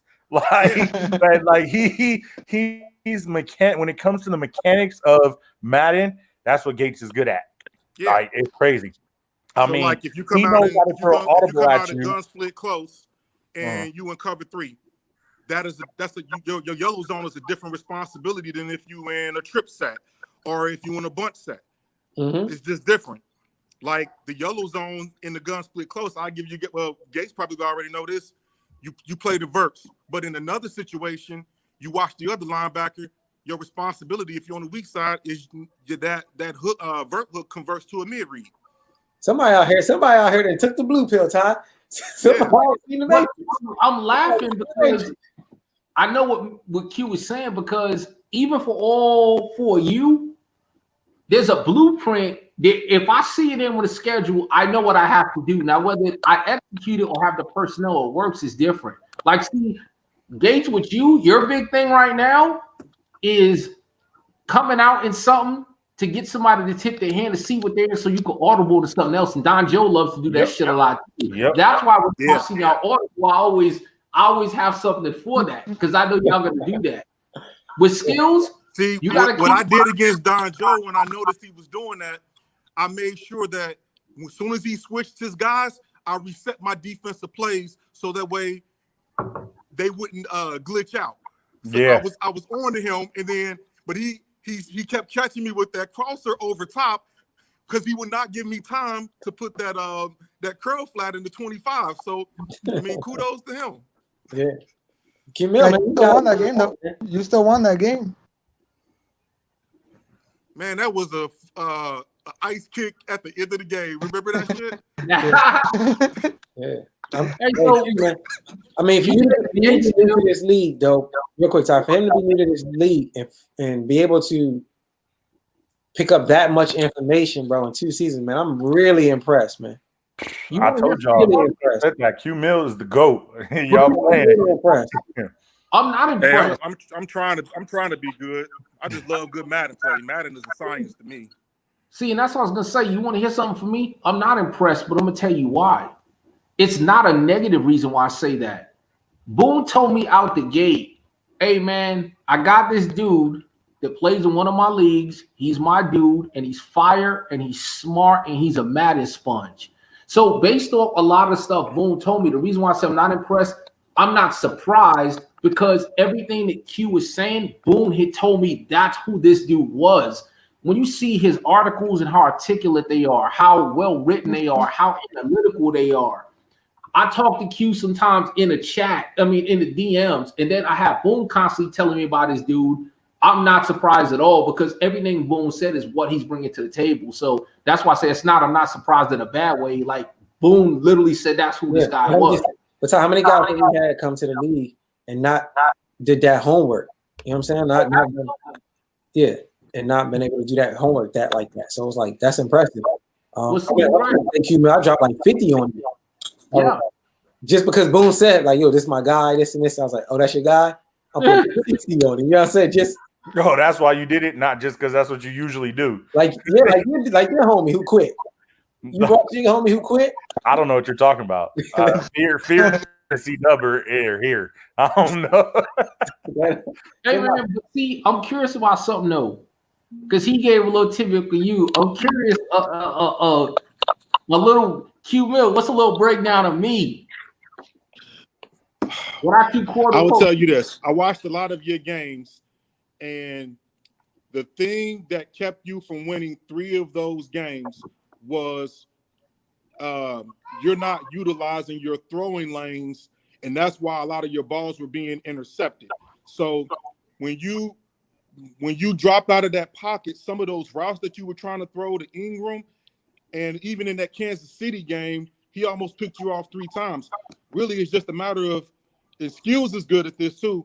You gotta move that pocket, and you gotta know when you run in certain routes. Let's say like if you come out and you think that seam is open, your pocket position is not going to be the same as it is if that out route is going to be open. And it just the way that I utilize it is like, okay, when I lab, I'm like, do I need to be in the A gap? Do I need to be in the B gap? Do I need to be 5 yards deep? Do I need to be 3 yards deep?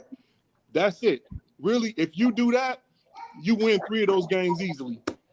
Well, keep this in mind. You messed up a lot in that Falcons game. I was just like, what the hell are you doing, bro? Keep this in mind. My quarterback this year was a 66 overall off the rip, Joseph Chambers, the rookie. I decided to take nothing to do with it. So some of that nothing to do with it. No. Well, yeah, no. Because hold him accountable, hold him accountable. Well, no, hold on. I don't want to be held accountable, but here's one thing I always tell Gates, and I always tell this to Boone, and I tell this to a lot of people. I tell it to Jersey boy Don, because in his chat, he was like, oh, Ty missed this, read this, that, and the third. Here's what I'm going to say. I've always loved the fact that when you sitting at home and ain't nobody coming at you, there ain't no pressure, and you just comfortably like watching the game, you see all types of shit. When you in the game, that's a whole different story. So I always love when people after the game say, this dude was open. You should have hit him. Hey, you didn't have nobody coming at you in your living room. Ain't nobody trying to tackle you. You ain't feeling no pressure. When you in the game, in the moment, that's a different thing. Right. Of course, after the fact, you see all kinds of shit. I'm not talking about guys being open, though. I'm talking about technique. Yeah. The technique that you're applying to throw the ball. That's it. Whether the guy is open or not is not what I'm talking about. Because, like, and I'm telling you, like, if I was to lab with you, just the little things, you would be dangerous. This is good to hear.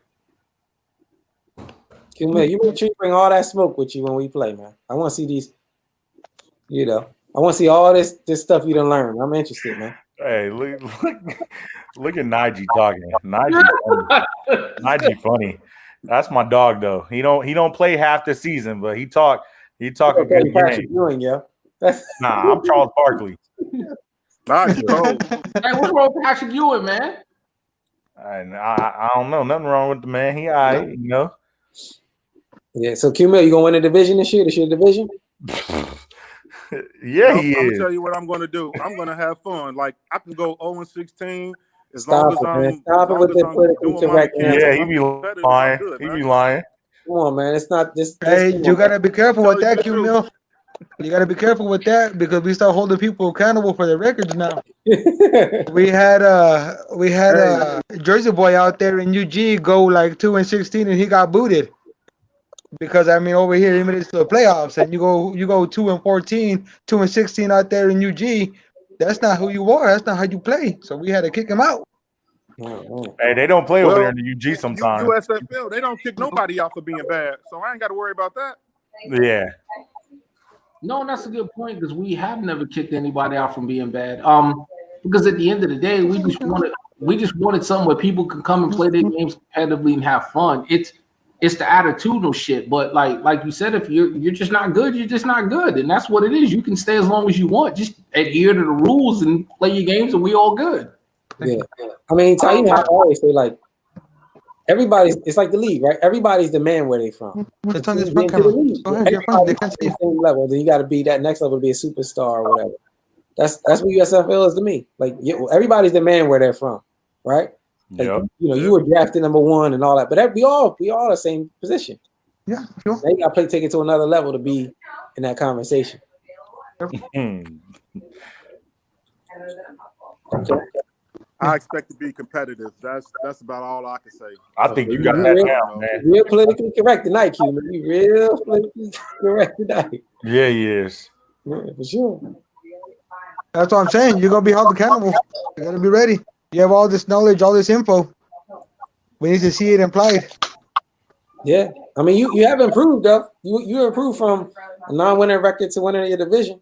He was 4th seed in the playoffs. Yeah, That man was 4th seed. Yeah, by a long shot.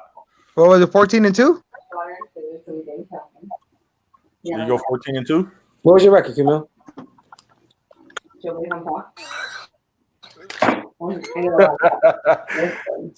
I think it was 11-5. Was it? This one's Stop it. Yeah, I was 11. That's so okay. available to talk about Okay. please. We lost him again. Quarterbacks. I'm good. I can talk about great quarterback sacks. I'm available for that. No. What were we talking all that knowledge? Huh? Quarterback sacks. What's going on over there? Woman talking, spitting some game. She's in here trying to be involved. I'm just saying. Hi guys. Let's talk about it. Can you see? Yeah, I'm in it. I'm in the camera. Hey guys, what are we talking about? Yo, Mrs. Gates is dropping some knowledge, man. She got the tips of the day. This is what I'm saying. This is what I'm saying. Let's talk about these plays. What are the plays? Here we go. Defense. Here we go. Aggressive defense. There I love that. the kids were now now she is now a big kid. Now here we go. It's fun. She knows So this is the skills behind the sticks. It's really I'm playing on my laptop. This is playing for me right here. I see it. I You figure might all set the tone right now. This is what I'm saying.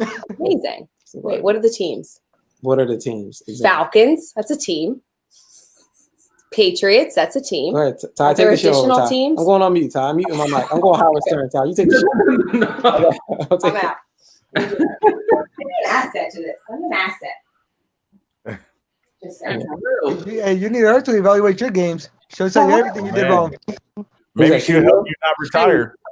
That's like, remember the Titans when Coach Boone goes into the den and the little girl, Yos's daughter, comes in there and says, "Hey, Coach, here's what we got to do." Right. I'm telling you, you gotta have her watch the games. She'll critique everything you do. For real. That bad. I can't play a game. Hey, Gates throw a pick. She be in the background like, you done fucked up, right? Right. And my wife tries to keep me composed. Like, babe, it's only the third quarter. I'm like, no, you don't understand, babe. I was like, you don't get it. You don't get it. Hey, but even that's cool right there. She's trying to tell you, yo, it's only the third quarter, baby. You got this. Yeah, she's trying to keep me composed. She's like, play your game. You know you're good. Like, just don't get mad. Yo, now, Don't get mad.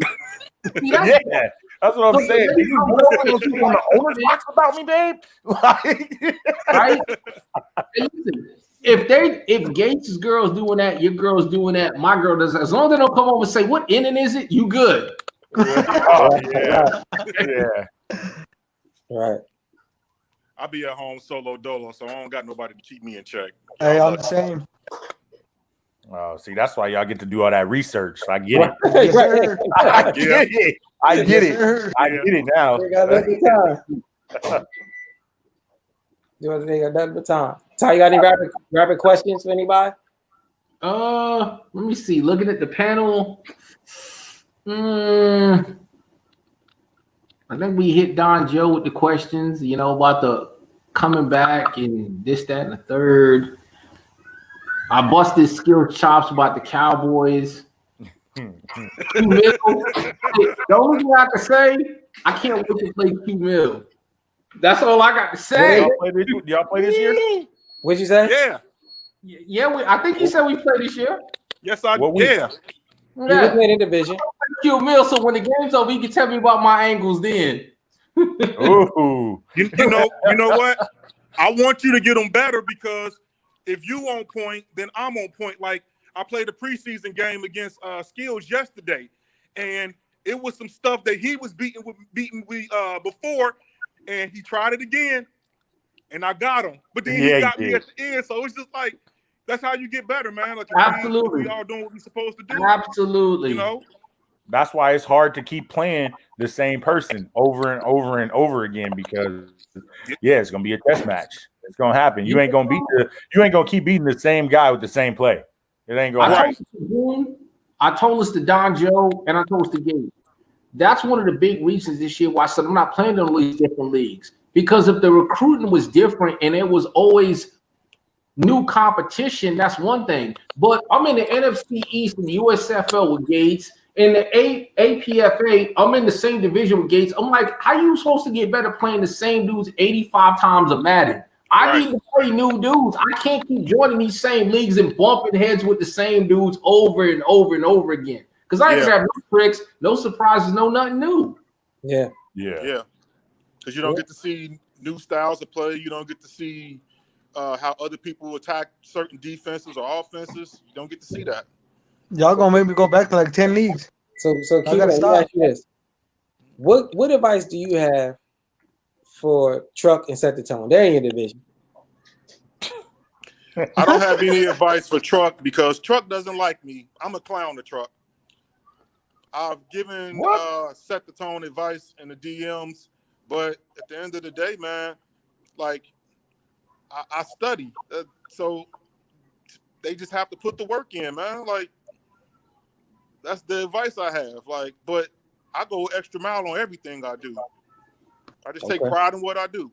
Hey, if I can, Q, man, hey, give me advice real quick on how to win my first championship. I need one. What do I need to do? Because everyone calling me Charles Barkley and Patrick Ewing. Gates calls me every other 3 days and calls me Charles Barkley. Ty be like, hey, one day. I would say this is what I know about you. This was I felt like your only weakness is that when it comes to user and the run, you good.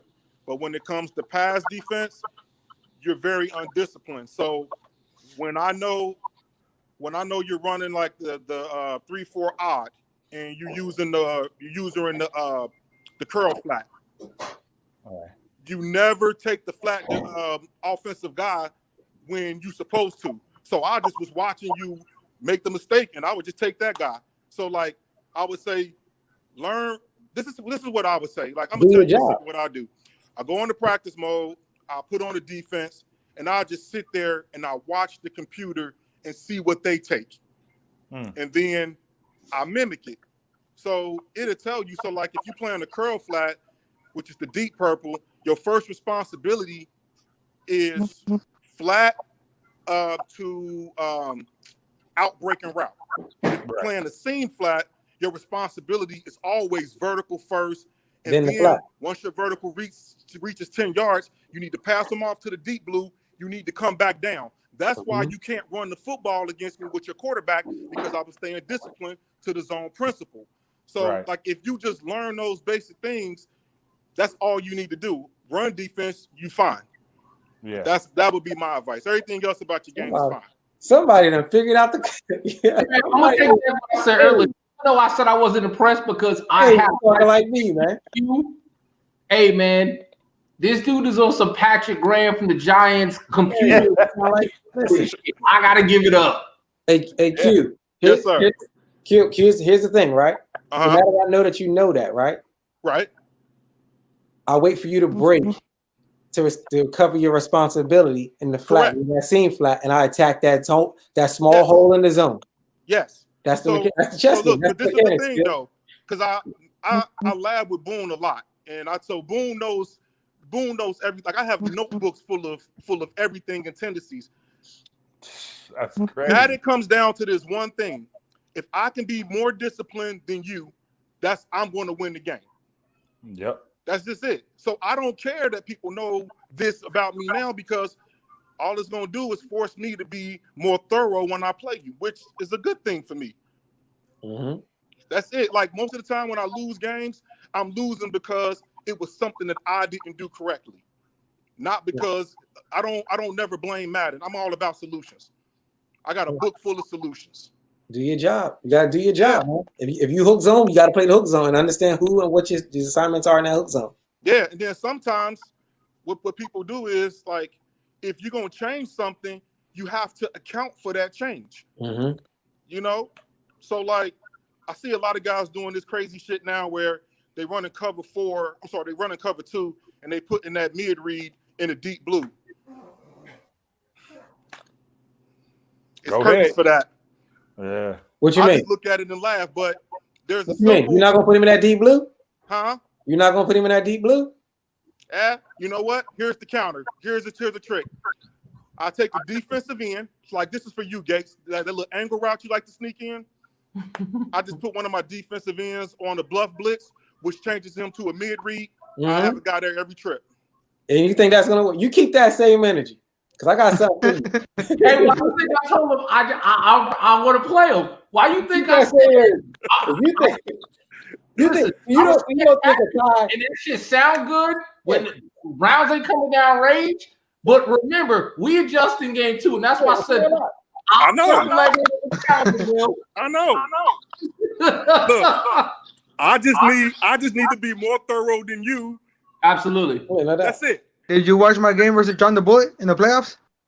I didn't. I was asleep, but I've watched your games before. I didn't watch that game. No. I'll send you the link to that game so you can see the adjustments that I did to come back in that game.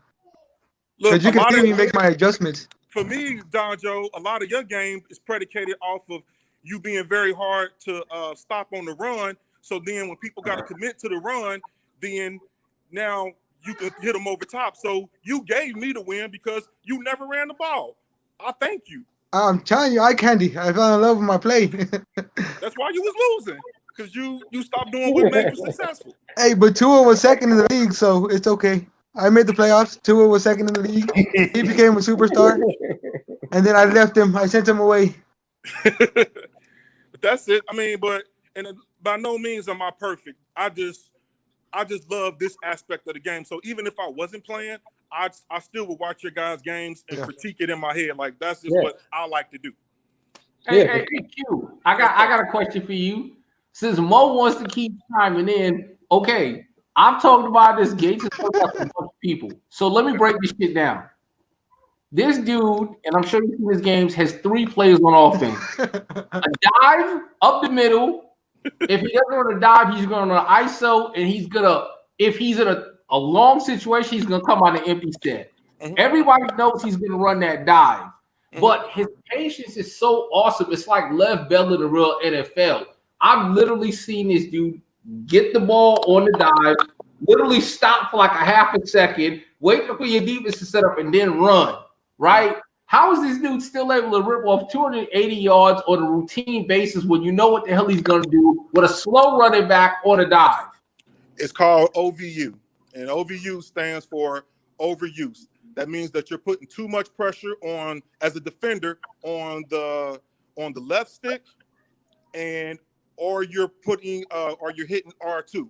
So a lot of the reason he does that, he's waiting for you to over pursue. He's looking at your linebackers and he's waiting for you to over pursue your gap assignment. That's all he's looking for. So put it this way.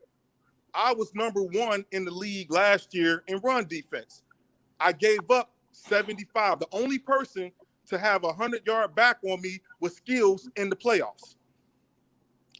Y'all putting too much stick on it. Like, so you can't sit there. Like, Skills is good at this. Like, you have to be more patient, like, than the other guys. Like, y'all be trying to get people in the backfield. No, that's not how you play run defense. Give up the 5 yards. Give up the 3 yards. Eventually, people gonna get tired of it, but you just have to stay sound to it, because and that's what I'm saying. Like, Skills, I think, and I don't know this for a fact, but just watching him play, I think Skill knows his gap assignments without even having to look at the play art. Sometimes you only have one gap. Sometimes you have multiple. Sometimes you have contain. You have to stay true to that. If you stay true to that, then like when I see Mo's run game, I can stop all of that. It's just, but I've done it before. I'm not saying he won't be successful, but all that 200-yard shit is dead for that.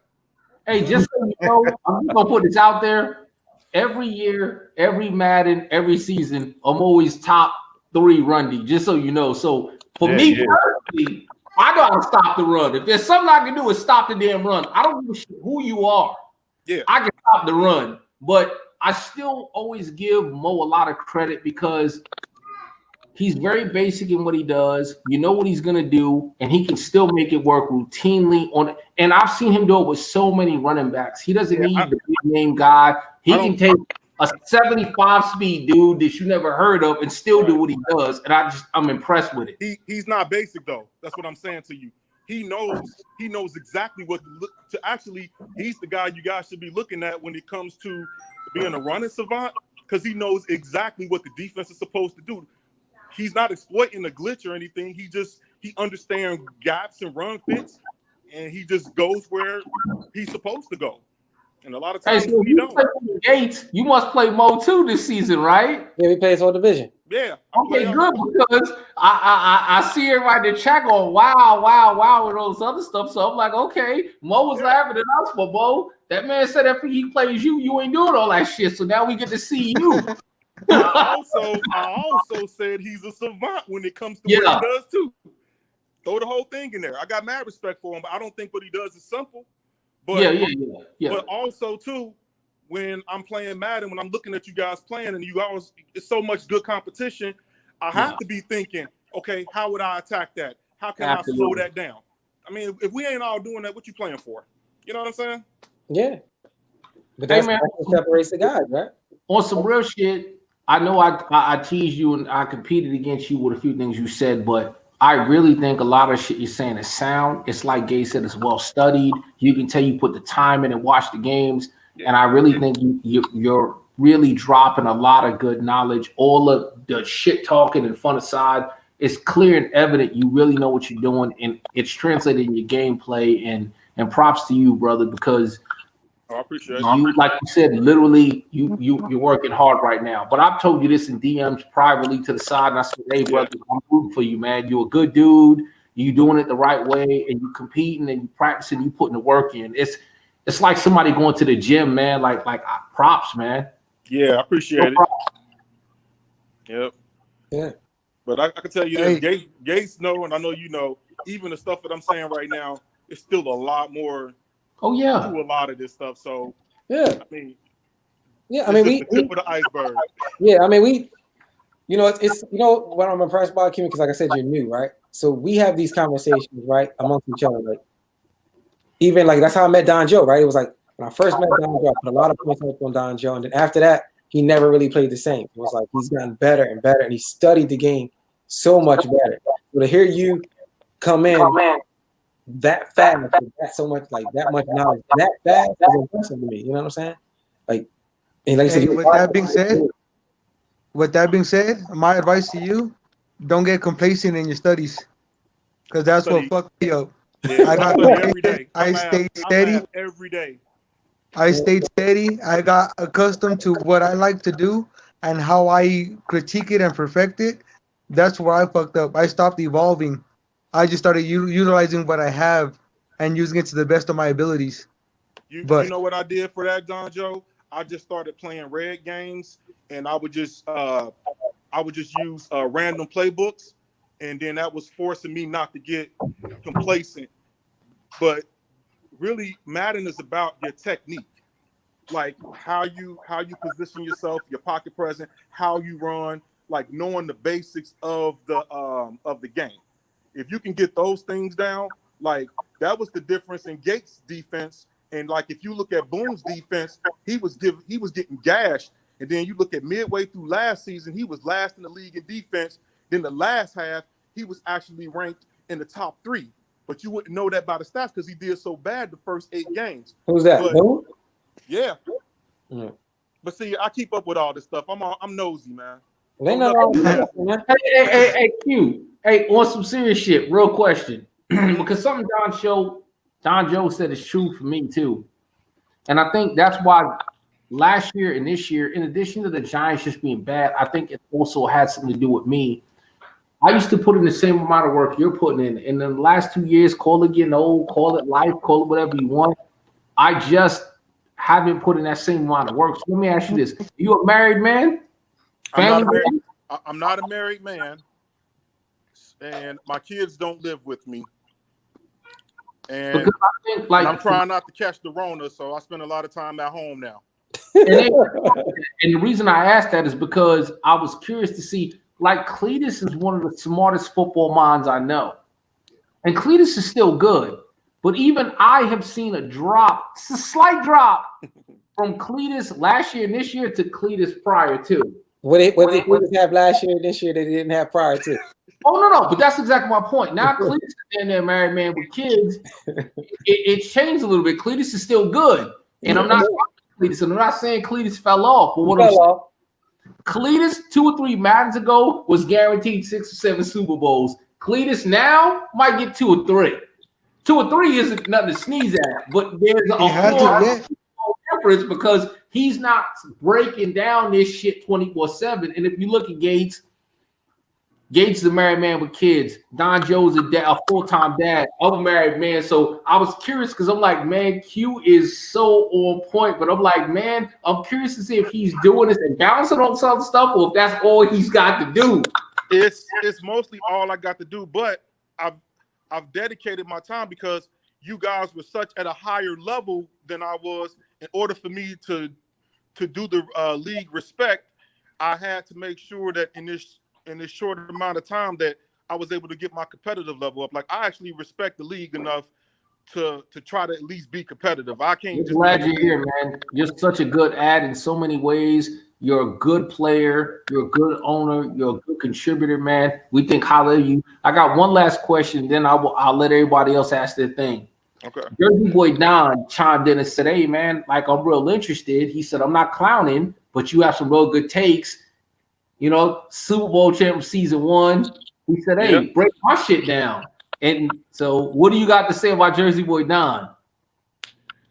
Todd Gurley, aka Todd Gurley.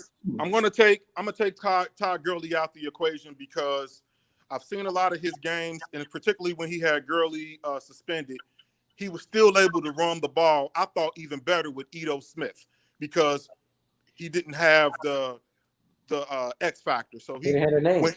So when he played with Smith, he utilized his tight end a lot better, and he also utilized his other receivers better. So I think with him is that stop being so reliant on those superstars. I think he'll actually do better once he gets rid of Gurley and Julio Jones because it's just like his go-to. But when he's on, he's very sound. And then even defensively, a lot of the times I'm watching his videos and I'm hearing him complaining about things, and it's really just he gets sloppy in his technique, but he's actually where he needs to be at defensively. But I can already tell. I'm like, yeah, man, like he complaining on the video, but I'm like, I could tell he holding down on R2. You're not going to get an animation with your finger on the R2 button. If people don't know that, like you have to let go of the R2 button if you're in pursuit, at least a split, like a half second prior to you trying to make another animation on the ball.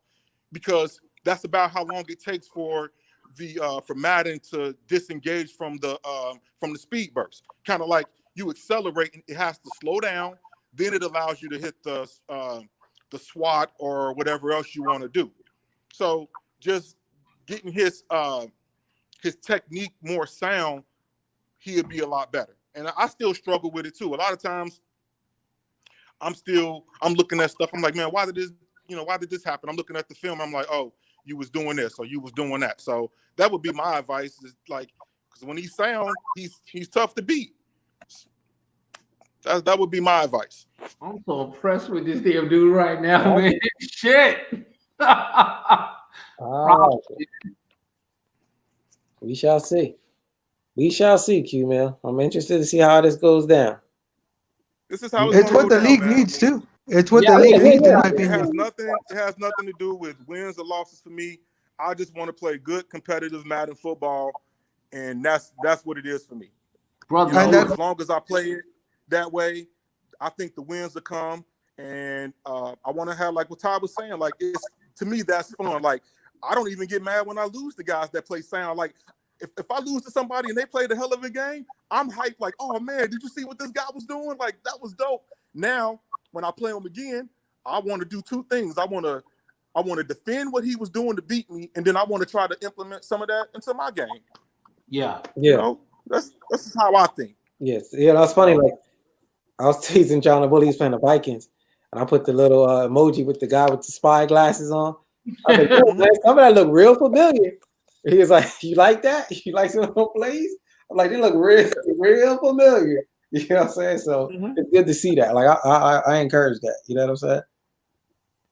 Yeah. It'd be interesting to see. John got nice technique. Who? John got nice technique. John the Bullet? Yeah. Yeah, he's like a chameleon there, man. Like, you call the same play and beat him a couple times, next thing you know, it's in his playbook, and he's using it. Like, yo, wait a minute.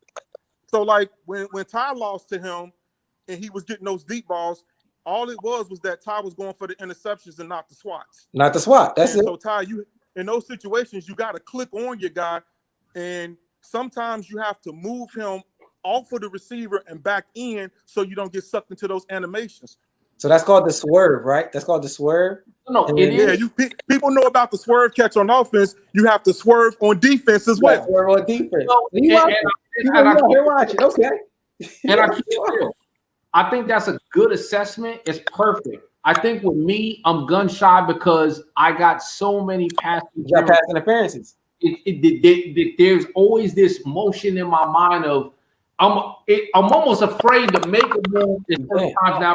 I get called. You gotta tap. You gotta do it real quick. When you click on and you're gonna swat the ball, you gotta tap L2 real quick and then hold on to it like a quick tap. Do not hold on that strafe. What that's gonna do is gonna square your shoulders to the line of scrimmage, and it'll prevent him from reaching out to that guy. Work on it. Once you get it down, you're good. Now, I'm gonna let Q. You arguing our gyms, man. I didn't even know that you knew about that. You know what I'm saying? If you notice, so then you can call me on bullshit on anything I'm saying, right?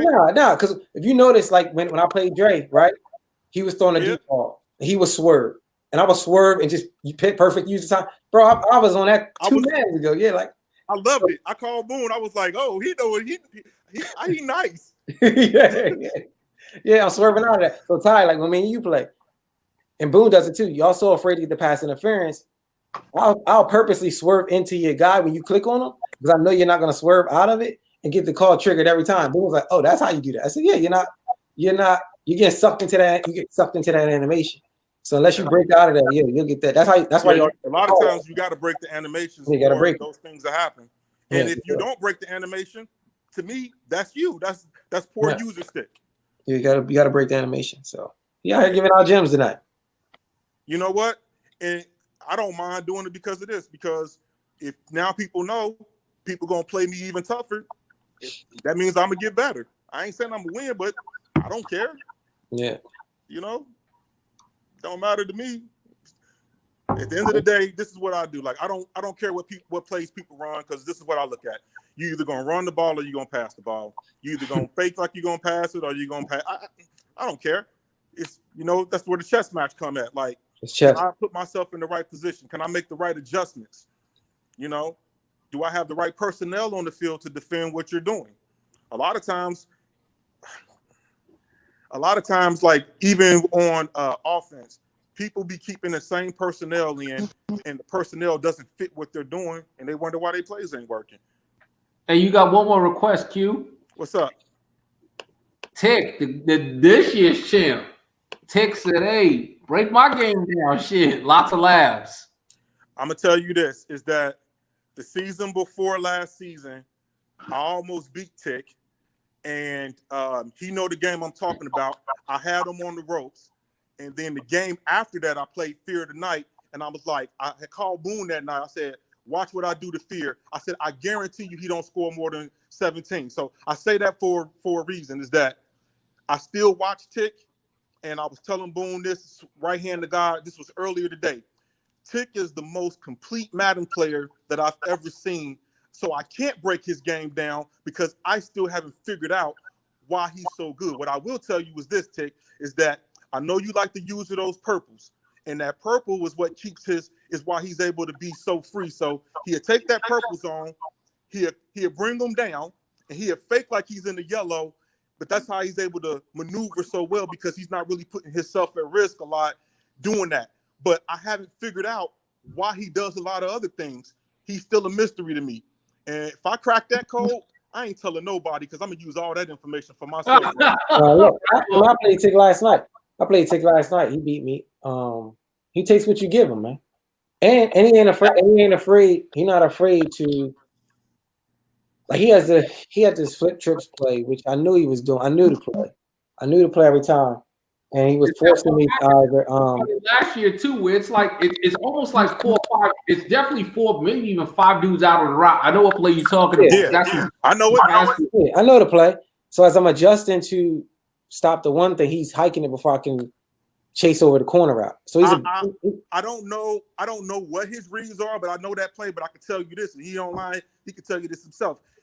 That formation, he has 3 plays out of that, but he knows that shit to a T. So he knows what like. So let's say like if his first read is the Z receiver, he know, okay, like if he in cover 3, I need to go here, here, and here. He know that too. So you're not going to beat, because he's so thorough with it. That's what one down. He gonna take what you're gonna. So like I would cover something else and hit me with this screen. Like I'm like, okay, you got it. Like no problem. I would chase something he was hitting with the purple route. Like he's just gonna take what he's gonna give you, and it's simple. It's real simple. He got like 8 plays, man. Mo got 6. Mo got 6. Yeah. I always see him like that. He only got like 8 plays, but he just runs them. He just runs them to perfection. So it's kudos to him.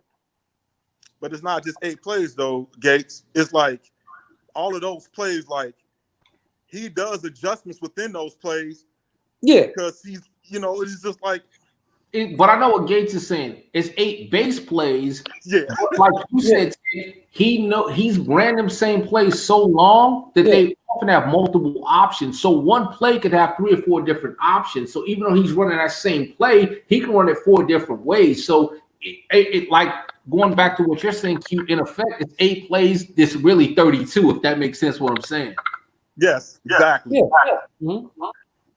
So no, I haven't figured Tick out yet. I'm trying like crazy. I got 15 plays. Man, you got 8 plays, man. I've been saying that since I met you, man. You got 8 plays, man.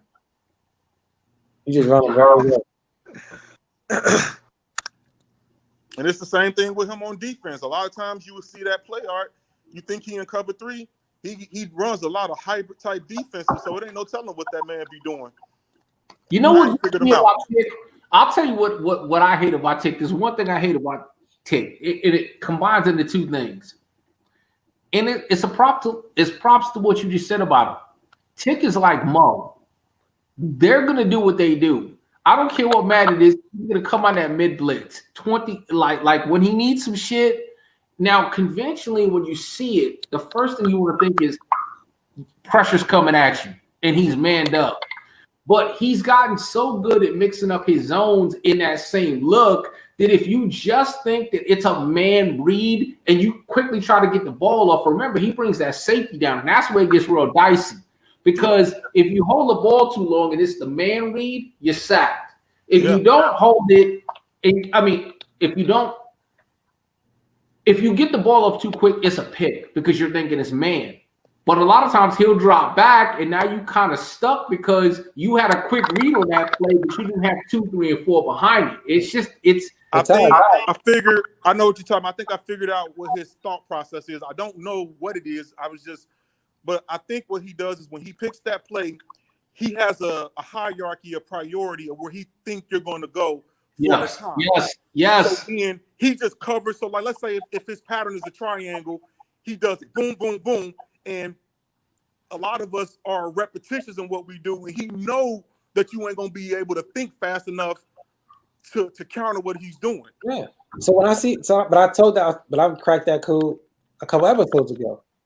You can inside zone run that to the outside, and it breaks that formation down every time because it's a hat on hat blocking on a zone.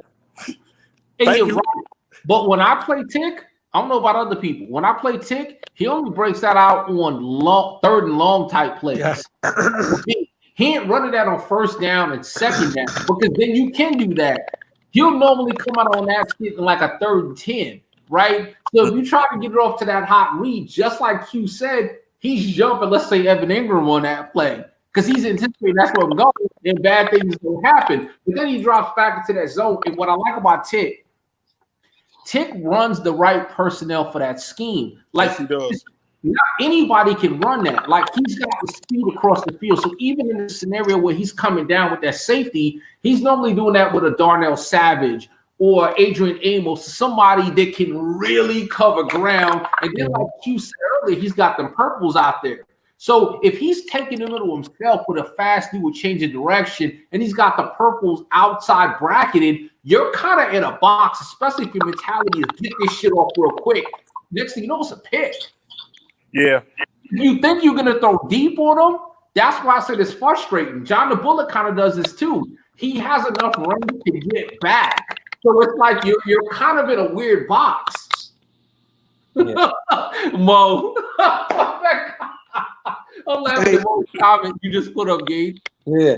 And in my opinion, I probably played Tick more times in a playoff game than most people. Because I've been around him in the NFC, the AFC. It's like everywhere he goes, we end up in the same conference. But he's a lot of smoke and mirrors. He'll come out in a lot of stuff that he plays against. He uses the same formations and the same setup against everybody, but it's a different play against everybody. Like with me, he'll blitz the shit out of me. He'll constantly blitz me because he really feels like I can't handle pressure. Yeah. And there's some instances where I can't. But you have to be able to crack the code on that formation, or he's gonna ram it down your throat. He's gonna take. I've beaten him. I've gone to the Super Bowl in UG. I played Tick a bunch. I've beaten him. He's beaten me. We go back and forth. It is what it is. But that's why I say it's a lot of smoke and mirrors because he does a lot of the same stuff, but it's just different towards different people. Yeah, like he knows how to play against you, Gates. He knows how to play against Ty. He knows how to play against me. He knows how to play against Cletus. He knows how to play against Dre. The same way Cletus is, how he has his scheme fits and his personnel for different situations and different scenarios. Tick's kind of the same way, just not as thorough, not as blatant as Cletus is. Yeah. So Q, who's your top three? Who do you like? Top three offenses and top three defenses? I would say who do you like? John. This is in no particular order. I would say John the Bullet, Tick, and Cletus. But then I would have Skills right there, and I would have Don Joe right there. But I'm negating last season because he stopped doing what made him so dangerous. Those would be my top guys on offense. Okay, defense. I would put you. I would put Candy and Tick. Yeah, I would tell you stay away from Candy's. You stay away from Candy's user. If he's on the left side of the field, you stay on the right side of the field. I think you and Boone got the most dangerous user, and I'm not taking anything away from Candy's user. I don't think he's that dangerous, but he's very he will pounce if you make a mistake. That's the thing with Candy. you can test this user, but you better be right when you do it. Yeah, for sure. I just got so much respect for him because we play so much. Yeah, you know what I'm saying. I mean, but he's solid. He's like the thing about Candy. He's one of the best play callers, I would say, defensively. Like he don't really have to make a lot of adjustments because he knows what plays to pick against your offense to where he's already in a fortuitous position, whether he get quick snapped or not. Like, and then he does certain things. Like he got this pyramid type thing he likes to do, where he had the defensive ends spread out, but then the linebackers would be crunched like in a 4-4 type pyramid. But you never know where these guys are gonna go, so that could be real confusing. And he's just sitting back waiting for you to make a mistake. Yeah, he watches a lot of film too, man. He knows your tendencies. He knows he'll watch your favorite plays and things of that nature. That's why I laugh. That's why in the Super Bowl you saw it was a drastic change against Tick from the first half to the second half, because it was like, okay, I know what to do. Then he started implementing that shit, and he was able to get back into the game. It was a thing of beauty, man. Yeah, when he adjusts, you have to adjust. Like me, like we know, like we kind of already know what your intent, and when we make the adjustment, you have to also adjust at that same time, or you just fall right into the trap. Like Ty's real good at that. Like Ty knew, like if like you said that the one play, Ty was like, yo, I caught him on that bomb with Odell. I'm gonna try it one more time, and I was like, you already know you caught me with it once. I'm looking for it every time. You know what I'm saying? Yeah. And see, for me, that's the beauty about being in the USFL is because, like, seeing so much good play is what wanted me to even be better. Because, like, the first game I had last season was against you, Gates, with the Texans. I think you with me like 49-3 or 10 something. Yeah, I called Boone like, yo, he ain't gonna quit, is he? I ain't even do him like that. No. See, and that's the thing. Like, I love that game. That was one of my favorite games because I was like, it's never going to happen to me again. And I watched that game several times over, and the things you were doing with Reed were tick-like. Like, I mean, so I know you know how to read offenses and defenses. I know you know how to do that, like, to a T. So that's when I knew, like, if you're going to be in this league, bro, you're going to have to step the game up a whole lot. Yeah, that was – and, it was like crazy because Boone was like, yeah, I got my guy coming in the league. I said, yo, I don't care how good he is, man. We gonna I'm putting the hit out on him. I put the hit out. I'm putting the hit out. I said, God forbid he beats me. I'm hitting Candy, Cletus, anybody. I was like, yo, if he beats me, bro. So I try to like set the standard, like, you know what I'm saying? Nah, but that's to me that's good football though. Like if you don't grow from that kind of stuff, again, what are you playing in this league for? Like, I don't know, man. I respect the league too much to just be sitting by dormant, man. Yeah, for sure. Just hitting buttons, bro. Like, I remember time when he brought skills to the league. He's like, I got these two guys coming to the league. I was like, how good are they? He's like, yeah, they pretty solid. Like, yo, we can't take these dudes lightly, man. We ain't even playing with these dudes, right? Ty just bought some guys to the league. Not for anybody lightly. Yeah, for sure. They people I know this strong. Sure. And I know how we play here, and I know how they play, so I know the synergy. Right. I want to make a point though. Boone brought me and John the Bullet into the league, so take that for what it's worth. Oh no, trust me. Yeah, sure. You can ask Boone, and he probably told you, hey, I'm quick to let Boone know right away after game one. Hey man, like I'm gonna tell you another person I feel weird about. Nobody's talked about this dude, James Solazano. He's the dude that Doug brought in this cousin that took over the Bucks. And I told people, Rip, I always hate playing a new dude for the first game in the league because two things happen. One, they break all the rules at your expense. Secondly, you don't know what you don't know because you don't have no tape. And I said off the rip, I said, hey, man, that dude knows what the hell he's doing. Yes, he does. His offense is efficient. Yep. It's very practical. He strictly takes what you give him. And no matter what you do against him, he can figure out if you cannot take it as run, he's going to squeak a pass in. If you try to take away his pass, he's going to run the ball. He's super efficient, so he's not going to beat himself. And then he had Devin White at X Factor, and that dude has Madden 12 type animations. That dude's jumping backwards, catching shit over his head like that and shit. You're like, what the bleep? Like, that dude's going to be a problem. Think about it. When he came in and took the Bucks over, I want to say they were like 3-5. Yeah. And that dude made that run. Like, give that dude a full season with that team. That dude's a problem too. I watched his first 2 games, and I told Boone, I was like, dude can play. Like, Yeah. he is sound. Yeah, I was on him the first 2 times I watched him play. He ain't fooling me. I haven't seen his game yet. I haven't watched his game yet. I need to watch one of his games. He eliminated me from the playoffs in UG. That dude's nice with it, man. Oh, okay. He's the Saints. Yeah, that's the Saints dude. Yeah, he's the Saints. He eliminated me. He knows how to First round. I'm telling you, man, that dude is. Hey, I had the unfortunate pleasure of playing the first UG game with him, and I'm like, I didn't know what to expect.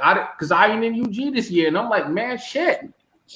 Devin White picked me like 3. That was the worst pick game I had all season because I hadn't had a game of multiple picks until that game. That dude picked me like 4 times that game, and it was all plays that I felt was open, irregardless of the throwing window. The dude was straight up open, but Devin White's like acrobat and shit was activated, and that dude was on some other shit. And I'm like, man, I just can't even throw anywhere by Devin White. Yeah, you gotta stay away from the acrobat guys.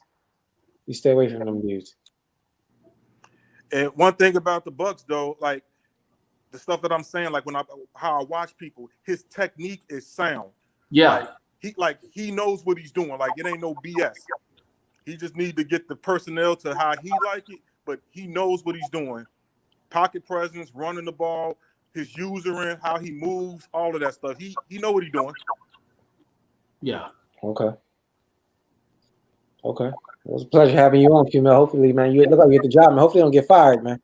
Right? Man. I might be on the word. Hey, look. They probably looking for me, but I got all night to get this work done. So. Right, if that was the case, then we could have played our game. No, I was I gotta leave at 9:30, so I can't be late. No, I pay you. Nah.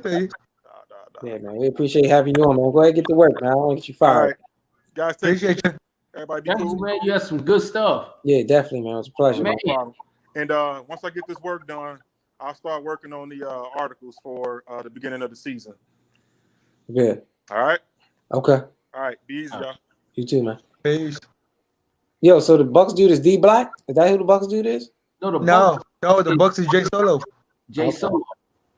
So Brandon Brown. D Black is in OP and in my league. He's the Buck. Oh, okay. Okay. Yeah, Q-Mel has some real good gems tonight, man. You out here watching games and film, man. And you know what I liked? I like that. He wasn't afraid to share because normally people, I'm not gonna put this tip out. He was like, hey, it is what it is. I hope you use it. I hope you implement it. I want more of a challenge. Yeah.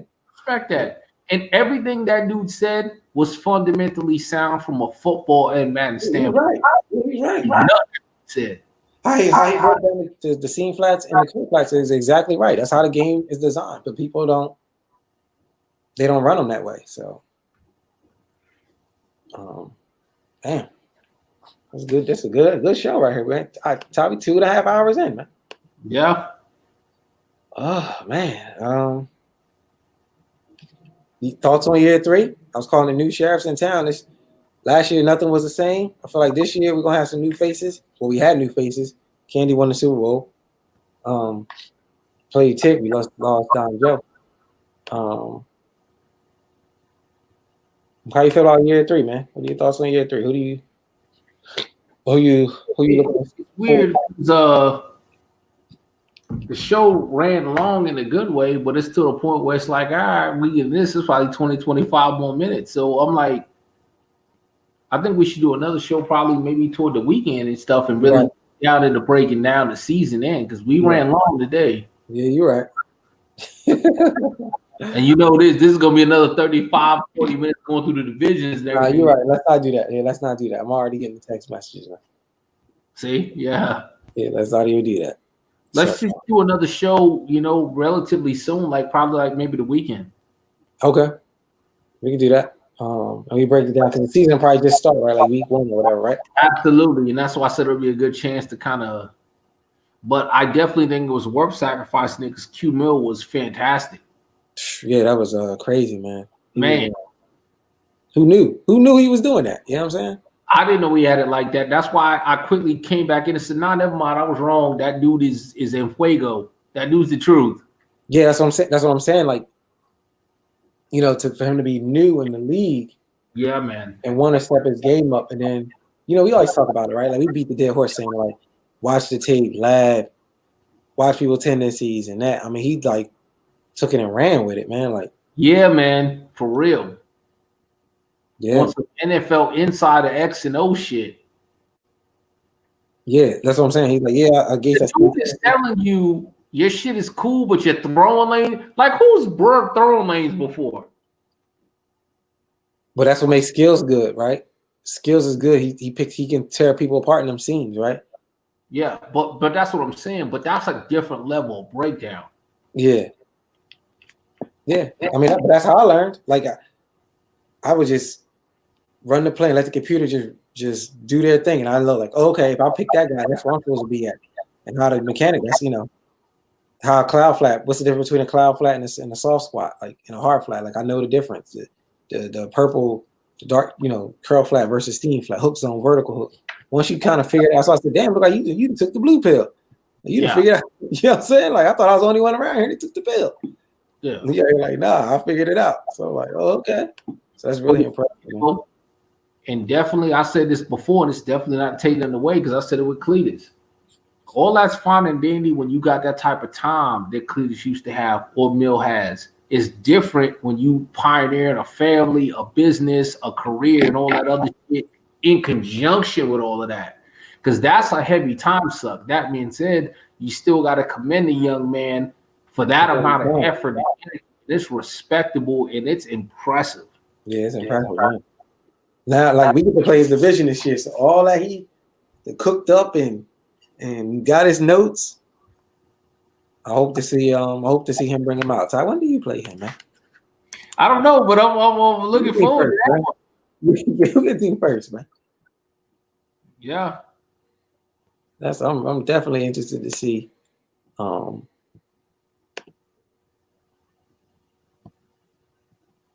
you play him at all? What's he? Jacksonville, right? Oh yeah, you get in week 4. You get in week 4. Good. You know what? I'm excited for that game. Because, and I will say this, and I'll say it again. Or like everybody got a plan. So they get about. And I got in week 17. And I got in week 17. So you got in week 4, I got in week 17. So it'll definitely be interesting to see how that plays out. But yeah, man, I appreciate the time. Let's definitely do. Oh, you got tick week 1. We'll get into that. We'll get into that later in the week. Oh, I got Trevor. Oh, that's right. I forgot. Yeah, Trevor. You're not Green Bay. I also used to take being Green Bay. Yeah, it's Trevor. Okay, so yeah, that's, you know, I think he come out on the top with that win right there. I don't know. He had a good draft, and I think he's motivated by playing this season. Last season, he was new back to the league, replacing Paya. He wasn't about the package. He didn't like the roster, but he put a lot of work into building that shit the way he wants now. So it could be different, man. So don't take him lightly. Yeah, don't take him lightly. No, I don't. I don't at all. Man. Oh, for sure, man. I appreciate the good show, man. Good show. Yeah, great show, man. So I guess that was all being said. We'll do one later this weekend. We'll talk about the season and everything here. Yes, sir. Appreciate everybody tuning in and watching. Again, anybody. Listen, man, the forum's open. The mic is open. The platform is open. Thank you, Q Mill, for jumping in. Skills, Don, Joe, Bill. I would love to see a Najee, a Set the Tone in here, a Trucker in here, a Rel, a T Will. Can we get some new faces up in here, man? Yeah, man. I'm definitely interested to see that, man. But everybody else signing off, so I guess I don't have nothing else. Anything? You got anything? Sure. All right, well, then we out of here. All right, man. Everybody have a good night. Late.